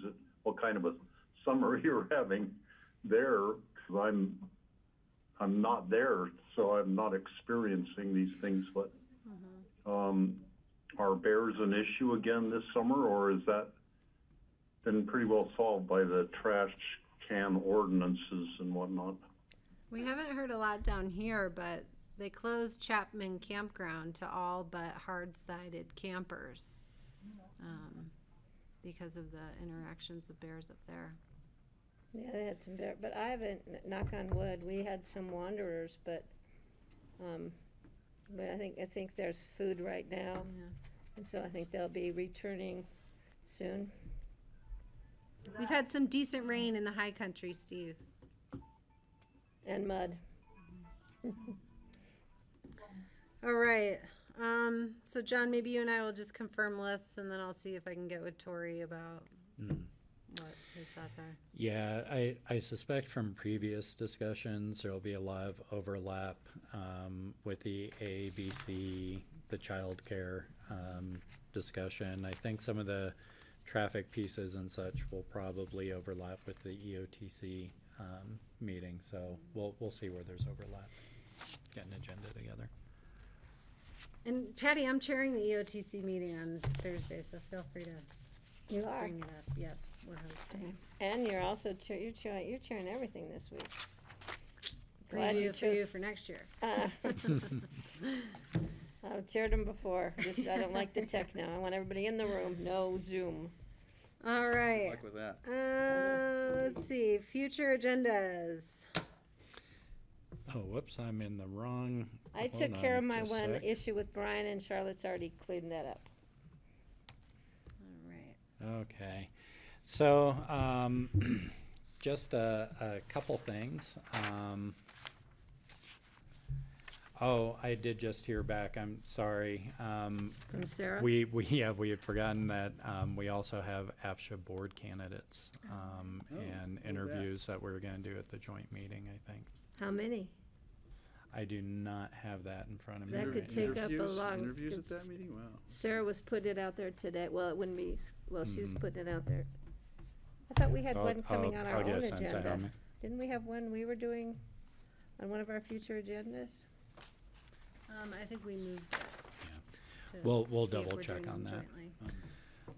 jointly. Just real quick on future agendas, just so the board is aware, as you already talked about, the Airport Advisory Board application are coming in. We've been advertising. We are accepting the advertisements or accepting applications for 45 days. And typically what we do with other advisory boards is we do interviews as applications roll in. Kind of wondering if the board, how the board wants to approach this. Do you want to get a sense of how many applicants there are towards the end of that 45-day period and then talk process? Or do you want us to start scheduling folks as applications come in? I think one of the concerns I would have is there could be a lot of interest, just judging from the vision process when we put that out for the airport, and that rolling interview process may not be the right way to do it. So any thoughts before we start going down our typical road? I think we should wait till we see how many applications, and we might want to talk about setting up a way to vet if we get over X amount, because if we schedule everybody for a 15-minute interview and there's 250 people that apply, that's what we'll be doing for the whole month of August and September. So we might want to find a way to vet applications, maybe a group of somebody from the airport, Kelly or myself, or both Kelly and I, or if the board wants to, I think we need to come up with a process to vet. Because if we don't have a lot, we'll just schedule them for interviews, all of them. If we do have a lot, we need to have a process in mind. Steve? So I think a process similar to when we appointed the Vision Committee members, where we had all the applications on the table at the same time, and we did kind of a vetting, deciding how we were going to process all those, and that's when we decided that, how sort of the different committees, we added the extra committee at that time. And also, just so logistically, then we would know how many how many applications there are, how many interviews we actually want to conduct, because if there are 100 applications, we probably want to narrow that down and not interview all 100, but have some sort of vetting process. So I would wait, and then when we do the interviews, have a pretty concise period of time when we can get them all in, so that way it would help us to remember and not have to go back and be re-looking at videos from 2 months ago. The first person who was interviewed, you kind of tend to forget, and you have to go back and look at it at the meeting. So something along the lines with what Patty just said, I would favor. And I'll get even a little more detailed. Maybe the work session after the 9th, or I don't know what day the 9th is. If it's a Friday, then the week after that, we schedule time for us to talk about the applications and, come in with our preferences and recommendations. And then maybe the following meeting or next 2 weeks following that, hold some interview time. So that we could talk about, okay, this is our applicant pool. We know we want to appoint these 5 people, and we know we want to interview these 10 people, or something like that. Yeah, and we can give you, if there are a lot of applicants, we can give you some tools to help sort that out, like we did during the visioning process. And then if there are a number of folks that we want to applicants that we want to interview in a compressed period of time, we may propose a meeting separate from your work session or regular meeting to do that, so we can see how that rolls out. So we'll keep you posted as applications come in, what we're looking like volume-wise. Last thing for me, August 3rd agenda, we did have one item that got moved forward to August 10th from Healthy Rivers and Streams, which really just leaves the joint meeting and exec, which right now doesn't look to have a number of items on it. So we were thinking that we'd start exec actually at 1, move everything to the afternoon, and then the work session at 2:30 and roll into the joint meeting from there. Okay. Fine. So backload our day. Okay. Take the short days while you can get them, because come October, they're going to go away for sure. It's going to get longer again. Especially if you plan a 3-day Dare to Lead retreat, John. Other future agenda stuff? Steve? So there's a couple of dates when I will be gone for the entire meeting or for possibly part of the meeting. The first one's August 17th. And that's the day when the opioid settlement meeting is in Eagle. And I noticed that the Nan Sundin is going to be in Eagle that day, and we have the Board of Social Services scheduled for that day. So I don't know whether we would want to reschedule the Board of Social Services so Nan could be there, or if she would have someone else fill in for her on the presentation. And I'm going to go to Eagle in person for that meeting, so I will miss our commissioner work session that day. The second date is September 14th, where I'm going to be involved in I don't know the timing of it at all. I might be able to attend part of our commissioner meeting that day, but it's elected officials protecting America meeting with the Biden administration that I'm going to be participating in. So we'll be talking about climate change issues and strategies, and I'll know more, I think, all of it.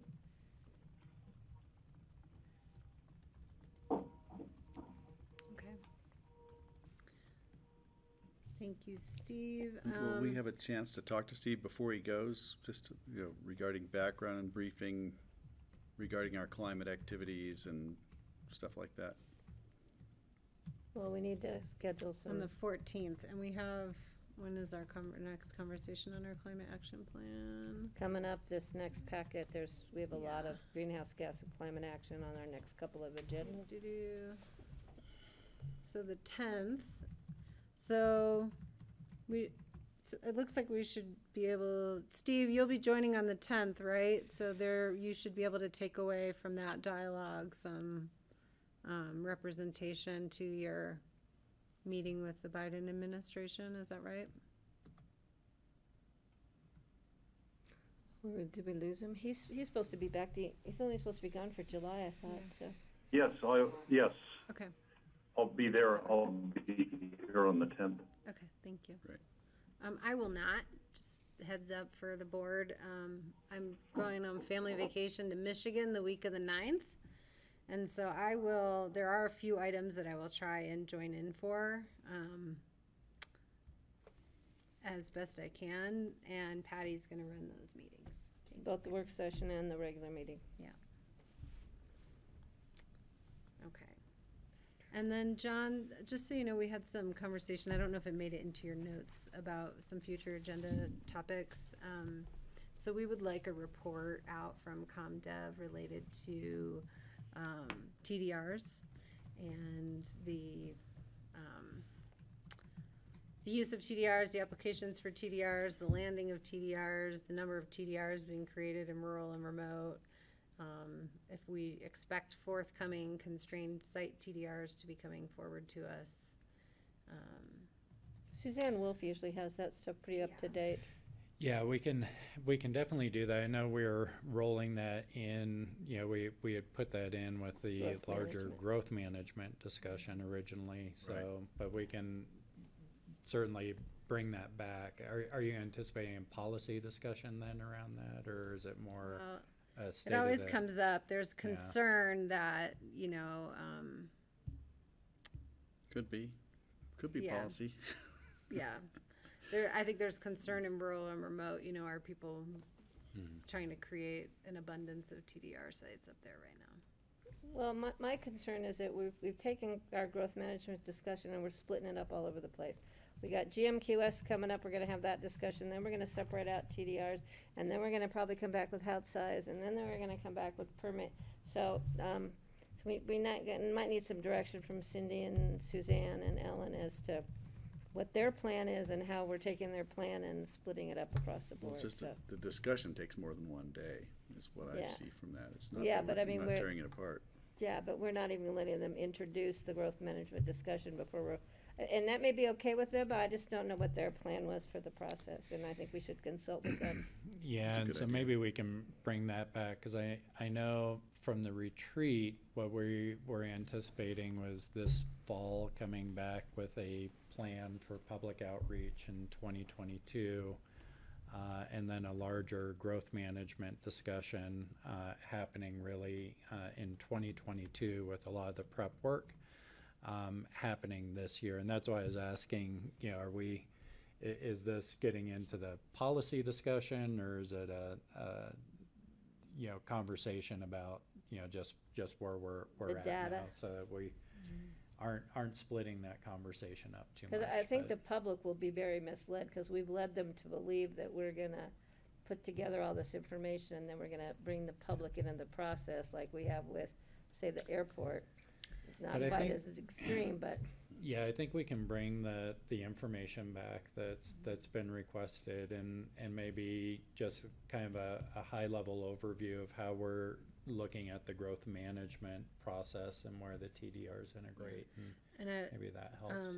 This stemmed out of a conversation in exec from last week with some concerns about TDRs. And so the portion that we brought into the public session was really wanting, like, yeah, because you know, Suzanne. is the brings that- system getting ahead of us and creating impacts that we Because Suzanne, will once a year, regret? brings that, all of the TDR stuff back to us, so Right. she keeps a pretty good watch of it, so it Yeah. shouldn't be hard for her to give us that data. I'm And- happy to let them decide how they want to present it to us, but just to keep it on the burner. Keep it right here, yeah, I know it's been something. There was a you've been- sense of urgency last week about it. Yeah. I will say. Well, and that being said, can I switch to, we're approving tomorrow the monies for the 123 Emma Road for the public health. Did I miss the data while I was gone on our public health employees and what we're doing? Because I said I was not comfortable approving $1 million something to do that without knowing what those temporary, term limited, blah, blah, blah positions were and where we stand. So the direction that we understood was to move forward with the 123 Emma Road improvements, the construction project. We are bringing back a work session around that. We were not holding based on what we thought the majority of the board's Okay. direction was, but we are bringing that work Okay, session because back. I've yeah. only been asking for that information for a year now. Yeah. And I know, but I have, because I said when I approved the budgetary implications of hiring those staff persons as term limited, I said I will do so under the premise that we bring it back 6 months, 18 months, a year. So I don't mean to be impatient, but we're, and I know that facility is gonna be flexible, but it's hard for me to support $1.3 million when I don't see how many employees, so. It's first reading tomorrow, so maybe I can get some of that information before second read. We'll see. Thank you, There was John. also a request for an update on the use of the Buttermilk parking lot. And, right, Greg, you had brought that up. Yeah, I brought it up just because the few times I've been out there, it looks as if it's a mobile home parking lot, and it looks like they're being I noticed lived in that the to other me. day when I, You know, it's like, did we create another secure outdoor space there for construction workers? Like, just what are they using it for? Because it doesn't look, one, particularly efficiently used, and it also looks like a living situation. And not that I have a real problem with that at this point. I just wanted to know what it is, what's going on. Yeah, we Because do we have turned some down overnight. something. We turned down an event there because, it'll get in the way of the construction, and then it doesn't look like a construction. Right. So just wondering if it's still going along the way they said it was, for what it was. I did get a note here from Tori, and he said regarding the lumberyard planning, he says, I've been requesting working with the county on the ABC issue area for 2 years, and it's kind of frustrating, expressing some frustration. So I think they're interested in talking about planning out there at the lumberyard at this joint meeting. So I'd like to reemphasize that he's saying, hey, we've been begging for this for 2 years. And I realize he's not begged me for it or asked me for it, but it seems like it's an issue we should all talk about. and I think a lot of that stemmed a lot too from the airport. The city didn't feel like we were really involving them enough at the airport level when we were talking about traffic flow and all of that, Right. because impacting the ABC and that stretch of highway. So I think it all kind of ties together. Well, I think that's certainly a high-value conversation, and it certainly, as you point out, it'll be difficult and maybe a longer one, but that's what we're here for. Okay. Just another big process. Yeah, I know. Then, let's see. I also just want to reemphasize that we need probably 2 work sessions on the short-term rental conversation. And that's all I got. And we good now? For agendas? Yeah. For agendas? Okay. Just gonna run through one more time and make sure.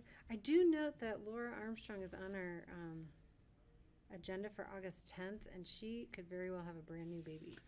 So, Yeah, you know. and that's with the, I believe with Do the the age. survey, revised survey document. So Kara's been involved in that. Okay, so, great. yeah, Okay. we're anticipating that too. Hey, Kelly and I, she could bring a 2-day-old baby. Kelly and I'll be fine with that. Yeah, we're not going to She's make a her little do early. that. Maybe a month. Okay. Do. So with that, let's move on to open discussion, and we do have a bit of an invited guest. So John Peacock, do you mind if we? No, go right okay. ahead. So hi, Jeffrey Woodruff. I see you have joined us, and John Ely has joined us, and so. John Ely, I'll let you kind of introduce the discussion and then turn it over to Jeffrey.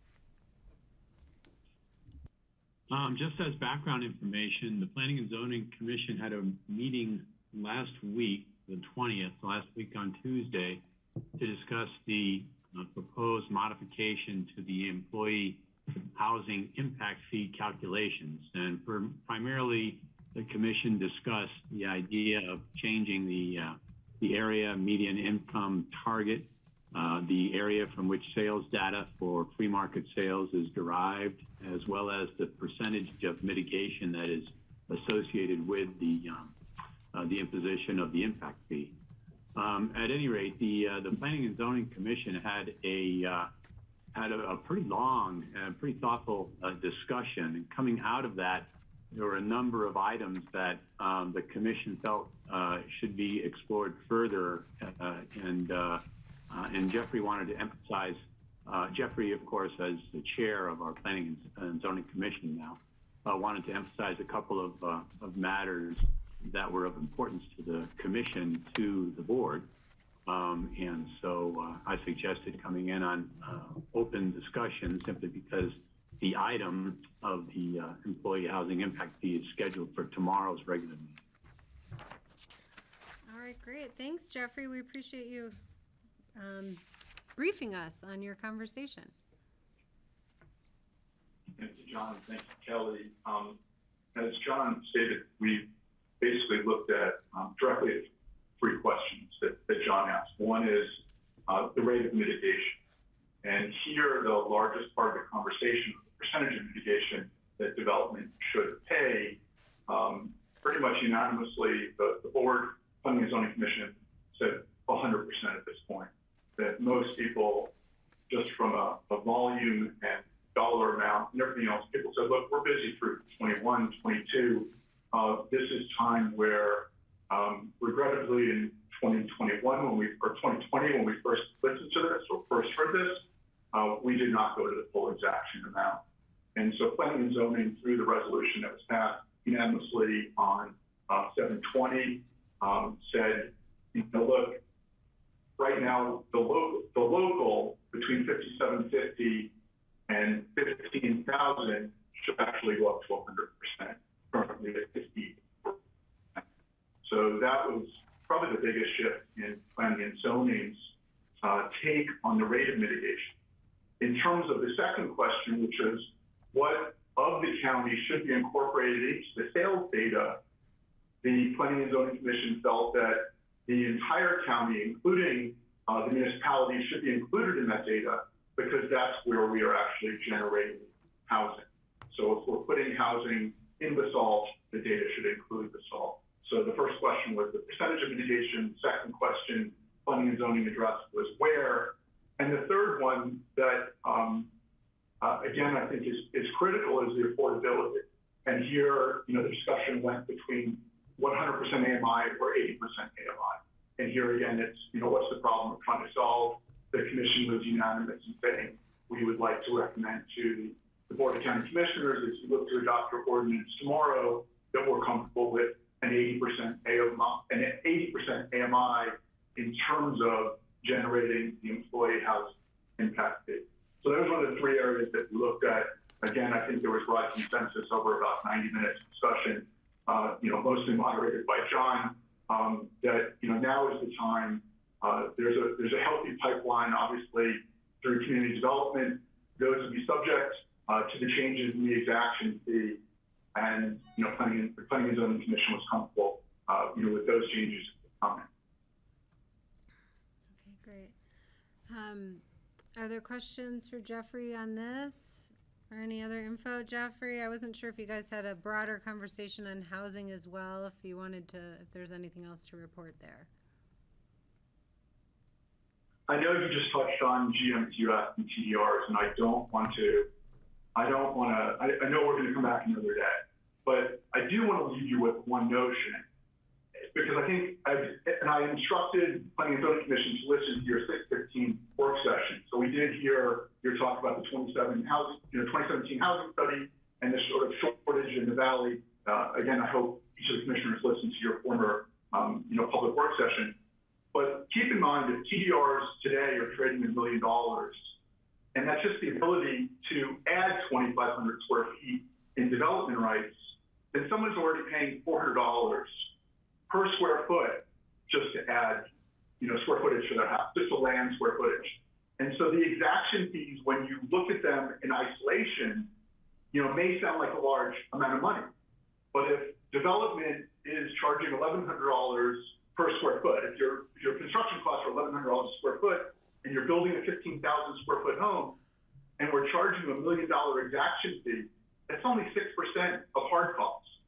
So I would advise you, and again, this reflects on your former meeting on 6/15, that as you look at each of these fees in isolation, don't forget the overall picture of where TDRs are trading, where are we in terms of construction costs, and then again, where is the gap relative to what we do need to build? What's the next Basalt Vista?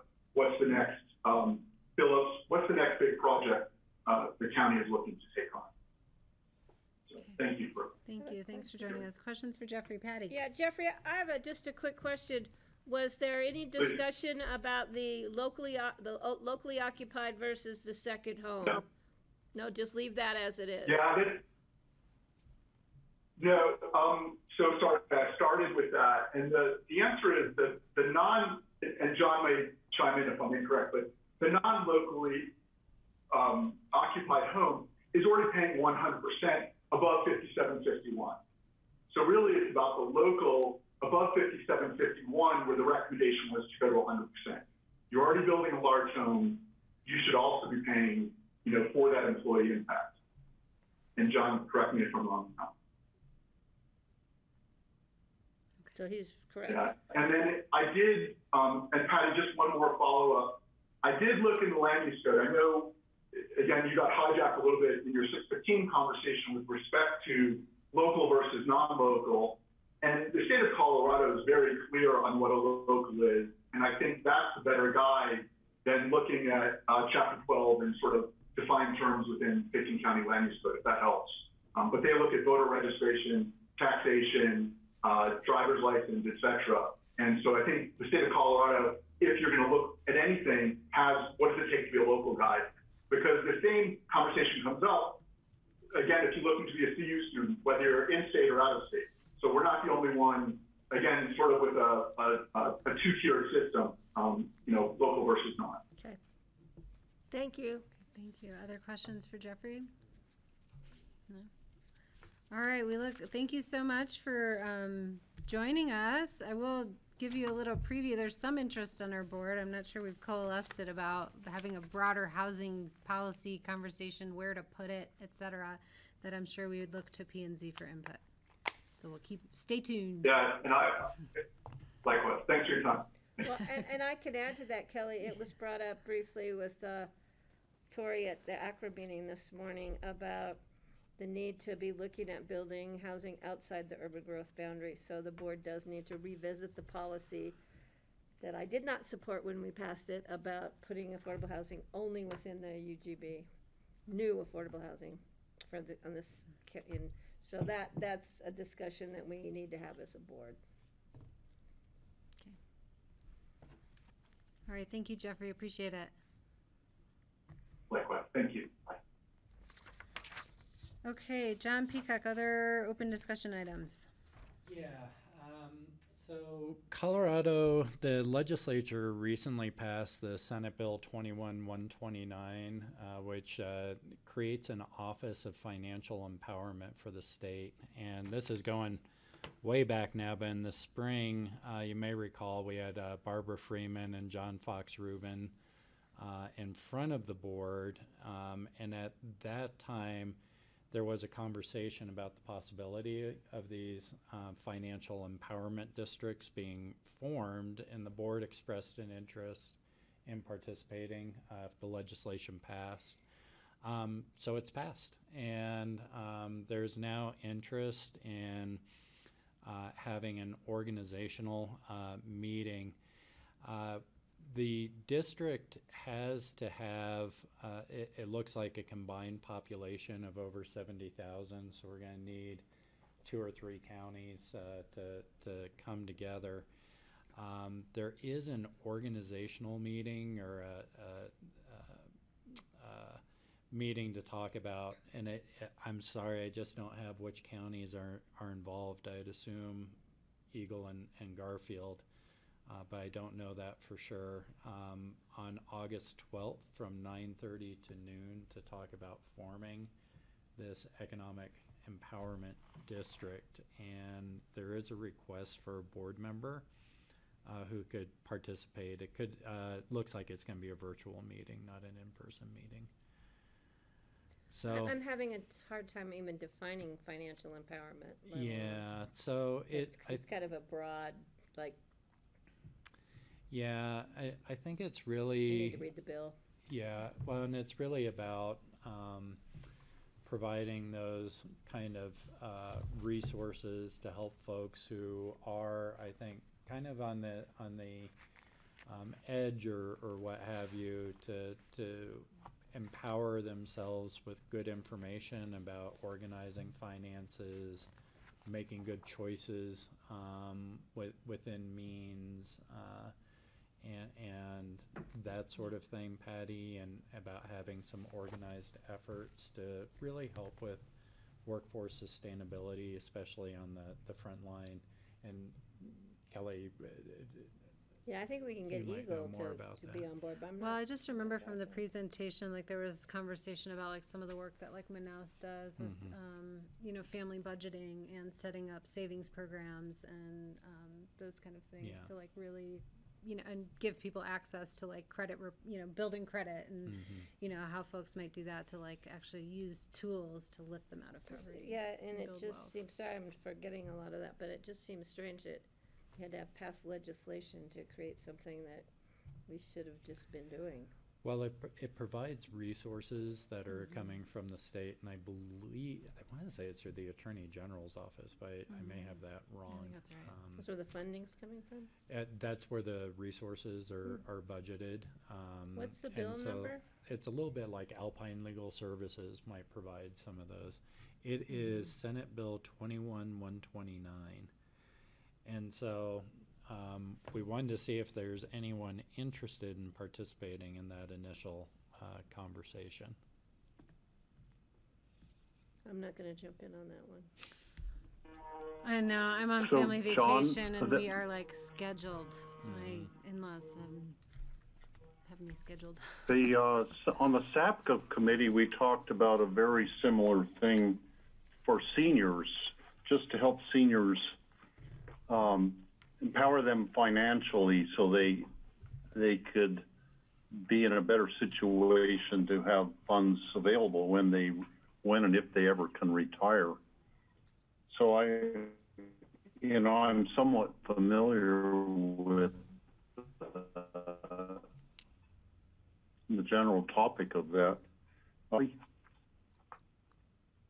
Sorry, Steve, you cut out a little bit. You might need to turn your video off. We heard you talk about that SAPCA is engaged on a similar conversation. Yeah, so John, who is it holding this meeting exactly? I believe it's actually being organized again with Manaus and the groups that came to talk to you in the spring. Okay, so I'd be glad to participate in that. It's on August 12th, 9:30 to 12. Yeah, and we'll send you more information. Yeah, because it might be a great way to join those two efforts if it's a state bill and we're getting funding through the state to try and bring. I don't see why you'd separate seniors out from non-seniors. Yeah, and the goal is the same. There is funding available if we Yeah. can create that district. So Steve, we'll put you down. We'll get you some more information. Send it to me also, if you would. Okay, Okay. Steve, I'll be your second on that. I'll be your backup. And I'm happy to plug in when I'm not When you're out in of Michigan, town. which won't be till next year. Okay, I have a few open discussion items, but I know we also have open discussion tomorrow, and our meeting will probably go pretty quickly tomorrow, so I can hold some of them, but the other board members have open discussion items. I was just going to bring up the book, but I can do it tomorrow since we're. Okay. Let's see. Which book?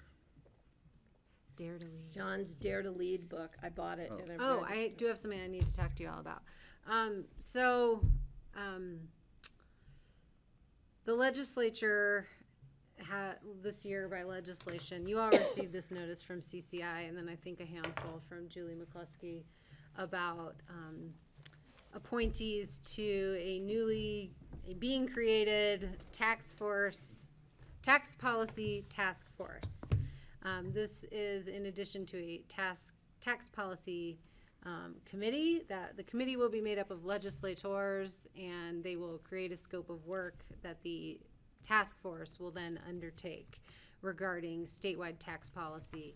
And the sort of purpose of the bill is to have a more strategic and comprehensive look at Colorado's taxing policy, which has sort of been kind of piecemeal addressed and rewritten, and they think has confusion, et cetera. So streamlining that and updating it. And so there is a position on that board for a home rule county, which would mean Pitkin County or Weld County. Now, I have very little expertise in tax policy, but I do know that I don't want Weld County representing our voice at the table. So I'm willing to kind of take this on and apply for the commission as the home rule county rep. And we'll be relying on sort of experts in the community and at our partner organizations. And just wanted to look to you guys for support on that, and also more specifically to request to cover expenses and use county vehicles and things like that to attend those meetings, because the legislature will not be covering those expenses for this task force. So kind of two questions there at hand. Well, I think expenses would be, there's a no-brainer there, and I think there's a no-brainer with having Pickens County represented or Weld County represented. Exactly. So whatever we can do to get you in that spot and help you, coach you on taxes. That'll be I mean, I am excited to learn a lot more about this, but it's not my field of expertise. So looking for board Sounds good. support. You have my Thanks, support. Greg. Steve. So I had that same topic to bring up today, Kelly, thinking that I am not a tax policy expert by any stretch of the imagination. And I was going to ask if there was anybody on our board who would be interested in doing that. So the fact that you're willing to step up to the, and that you'll need the support of the county and whatnot to make it happen and to get advice on tax policy questions, I think all of us maybe need to become a little bit more versed in what we would want you to advocate for it at the state level. So I would support you doing that if you're willing to take it on. All right, thank you. I still would need to be appointed, but the application is due today, so I have to finish that this evening, and I appreciate the board's support, and I'll keep you posted. Okay. Thank you. So that was all I needed to really cover today. Everything else I can bring up tomorrow during our open discussion. Are there any other items folks wish to talk about right now? Nope. Okay. Then I will see you all tomorrow at noon. Thank you to the public. Please join us tomorrow at noon. Oh, Steve, did you have more? Go ahead. Wait. Yes, we have Andrea Garr is on, and I believe that on the agenda it was saying we were talking about the Redstone marketing update. I'm so sorry. That is not on my agenda, but yes, let's. It's not on the agenda? Do that. On the website. I saw it on the web agenda. Sorry. I'm very sorry. Andrea, thank you. And I'll turn it over to John Peacock to refresh us on the topic. Yeah, so the board had approved a request that came through the Redstone Association. I forgot the name now, for marketing funds for Redstone. This was to create a website, some marketing collateral and such, and the board had approved $10,000 for that purpose. That request had come through Andrea, and at the time the board had requested that Andrea attend one of your work sessions just to give you a little in-person preview of how those dollars were going to be used. I'm not sure if Andrea is hearing us or not. Andrea, are you there? Let's see. Has to unmute. I didn't see her. Is she? Her video is not on. Oh, hi, Andrea. Can you hear us?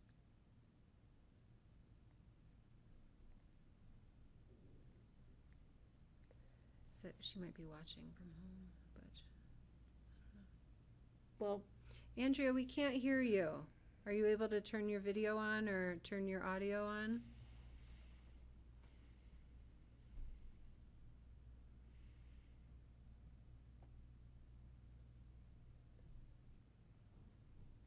Can we maybe see if she can come in tomorrow after our regular meeting, since I feel so bad. Looks like she's on mute or something? We can't hear you. Andrea, looks like you're still on mute.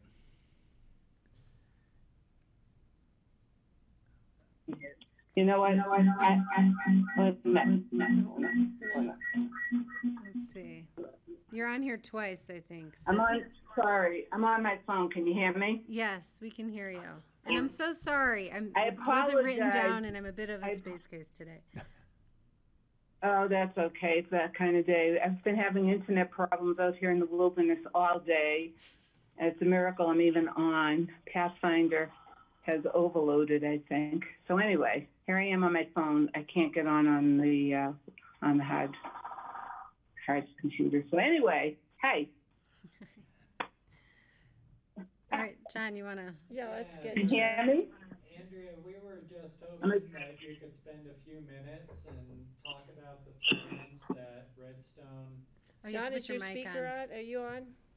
Okay, Andrea, I don't know. Hopefully you can hear me. I think we just wanted to get a little bit of a rundown on the plans for the funding that the county's provided for Redstone, and see if the board members have any questions. And this is for the marketing efforts.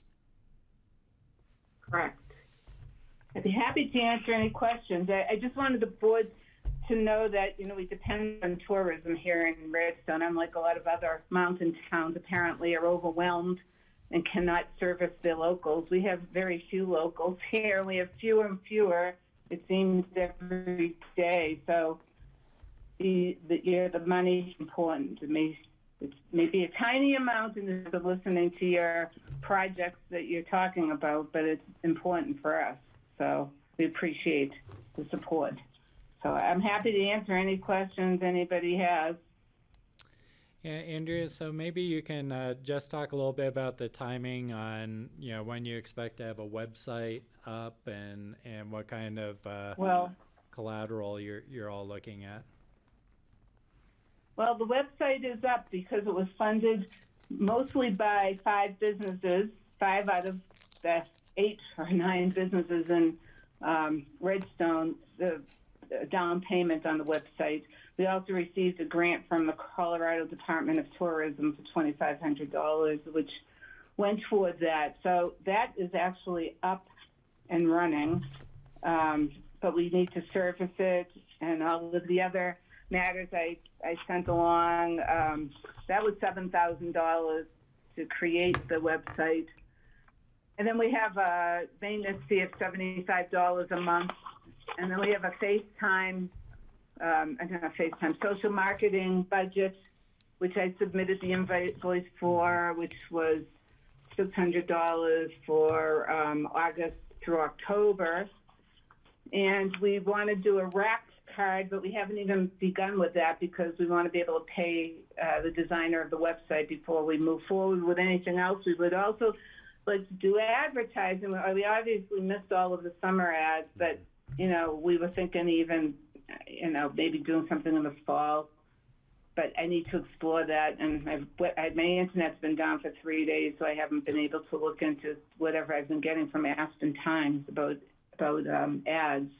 But what I submitted adds up to about $10,000, and we plan to obviously,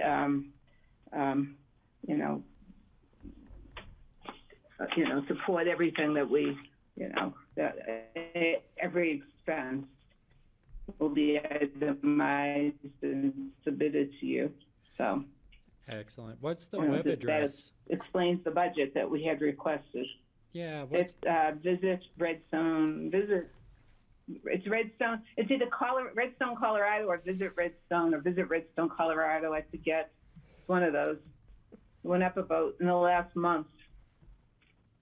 So it's looking pretty good, but requires ongoing attention. Like I said, we have a very small pool of businesses and volunteers to draw upon. So, so Heather, who designed the website, is available to manage it as well. And I pulled it up on the screen, Andrea. Yep. Okay. Other questions for Andrea about the use of the grants or anything else? And that's the new logo. I might mention that's the new logo that we designed. We never had a logo here in Redstone either, so that's new.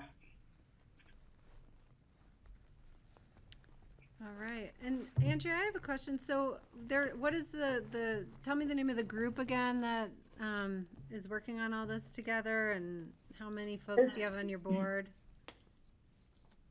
Well, it's a subcommittee of the Redstone Community Association, which is a nonprofit which manages money for all of the events and collects dues. And we are the Visit Redstone Subcommittee. It's a business group comprised right now of 5 businesses, but we hope to open it up to the other businesses, and hopefully they'll support us, but who knows? So we want to make this, place more attractive for other businesses as well, and we're hoping this will do that. There's a lot of great stuff on it. Yeah, it's very nice. Other questions for Andrea?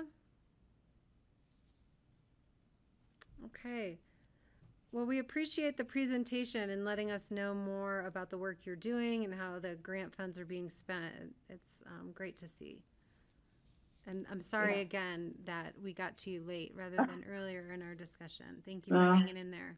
That's okay. It's always interesting listening in on your meeting. So not lost time. Okay.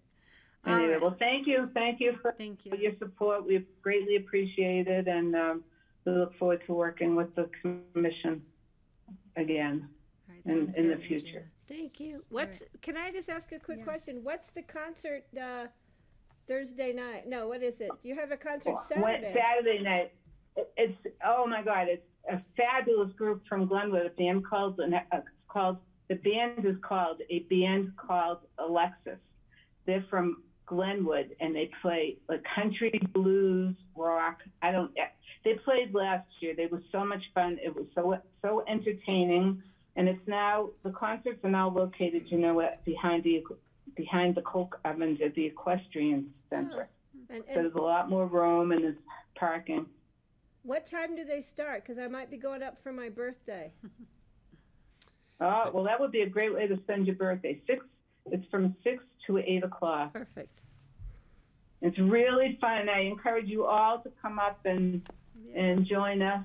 And it's pretty special that, we're able to produce a music series up here, weekly. And lots of people come out for it. It's really a nice time. So come visit us in Redstone. I know. I've been up there at Propaganda Pizza. So. Well, that's a start. Yeah. We appreciate your support.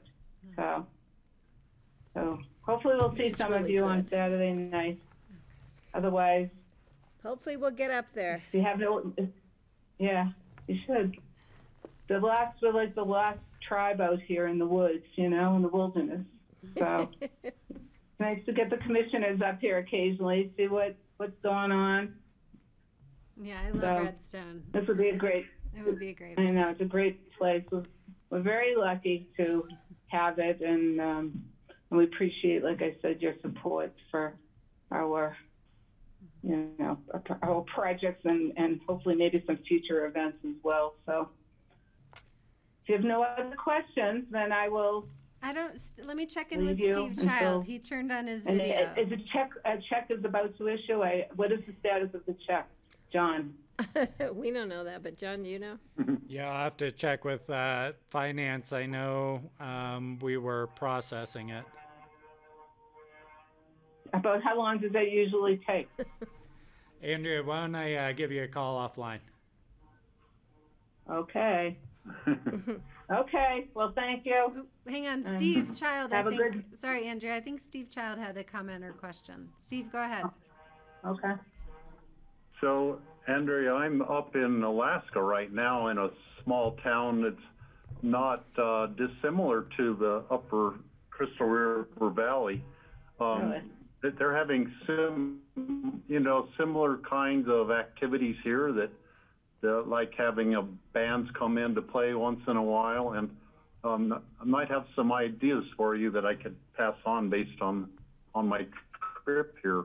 But I wish I were there to come to your concert there by the coke ovens, but maybe one of the later ones in August. Yeah, they run through. There's one on the let me see, I'm looking at the schedule, the 2nd, the 21st, and then there's not one until Labor Day weekend, and then there is one. So the last weekend in August, there will not be a concert, but there will be one on September 4th. So hopefully you can get up here. Yeah, we would definitely be interested in hearing and seeing what they're doing up there. We're always open to ideas. You know, we're a unique community here, and there are others out there, I'm sure, as you're finding out in Alaska. But, you know, we appreciate any input from any of you, so about how we can make it a better place to live and do business. So. Well, thank you so much. And yeah, well, I'm sure we'll all see you soon this summer. And yeah. Okay. All right. Thank you. Good. Thank you. All right. Okay, and, thank you. I'll speak to you, John. Bye. All right, and Bye-bye. sorry to the board for running us over. I missed that and wasn't attentive to our schedule. So with that, we will see you all tomorrow at noon. Thank Hopefully you. I will be on time. I should be. Okay. From the dentist. And thank you to the community members. We'll see you tomorrow at noon, hopefully. And thanks to Grassroots. Goodbye.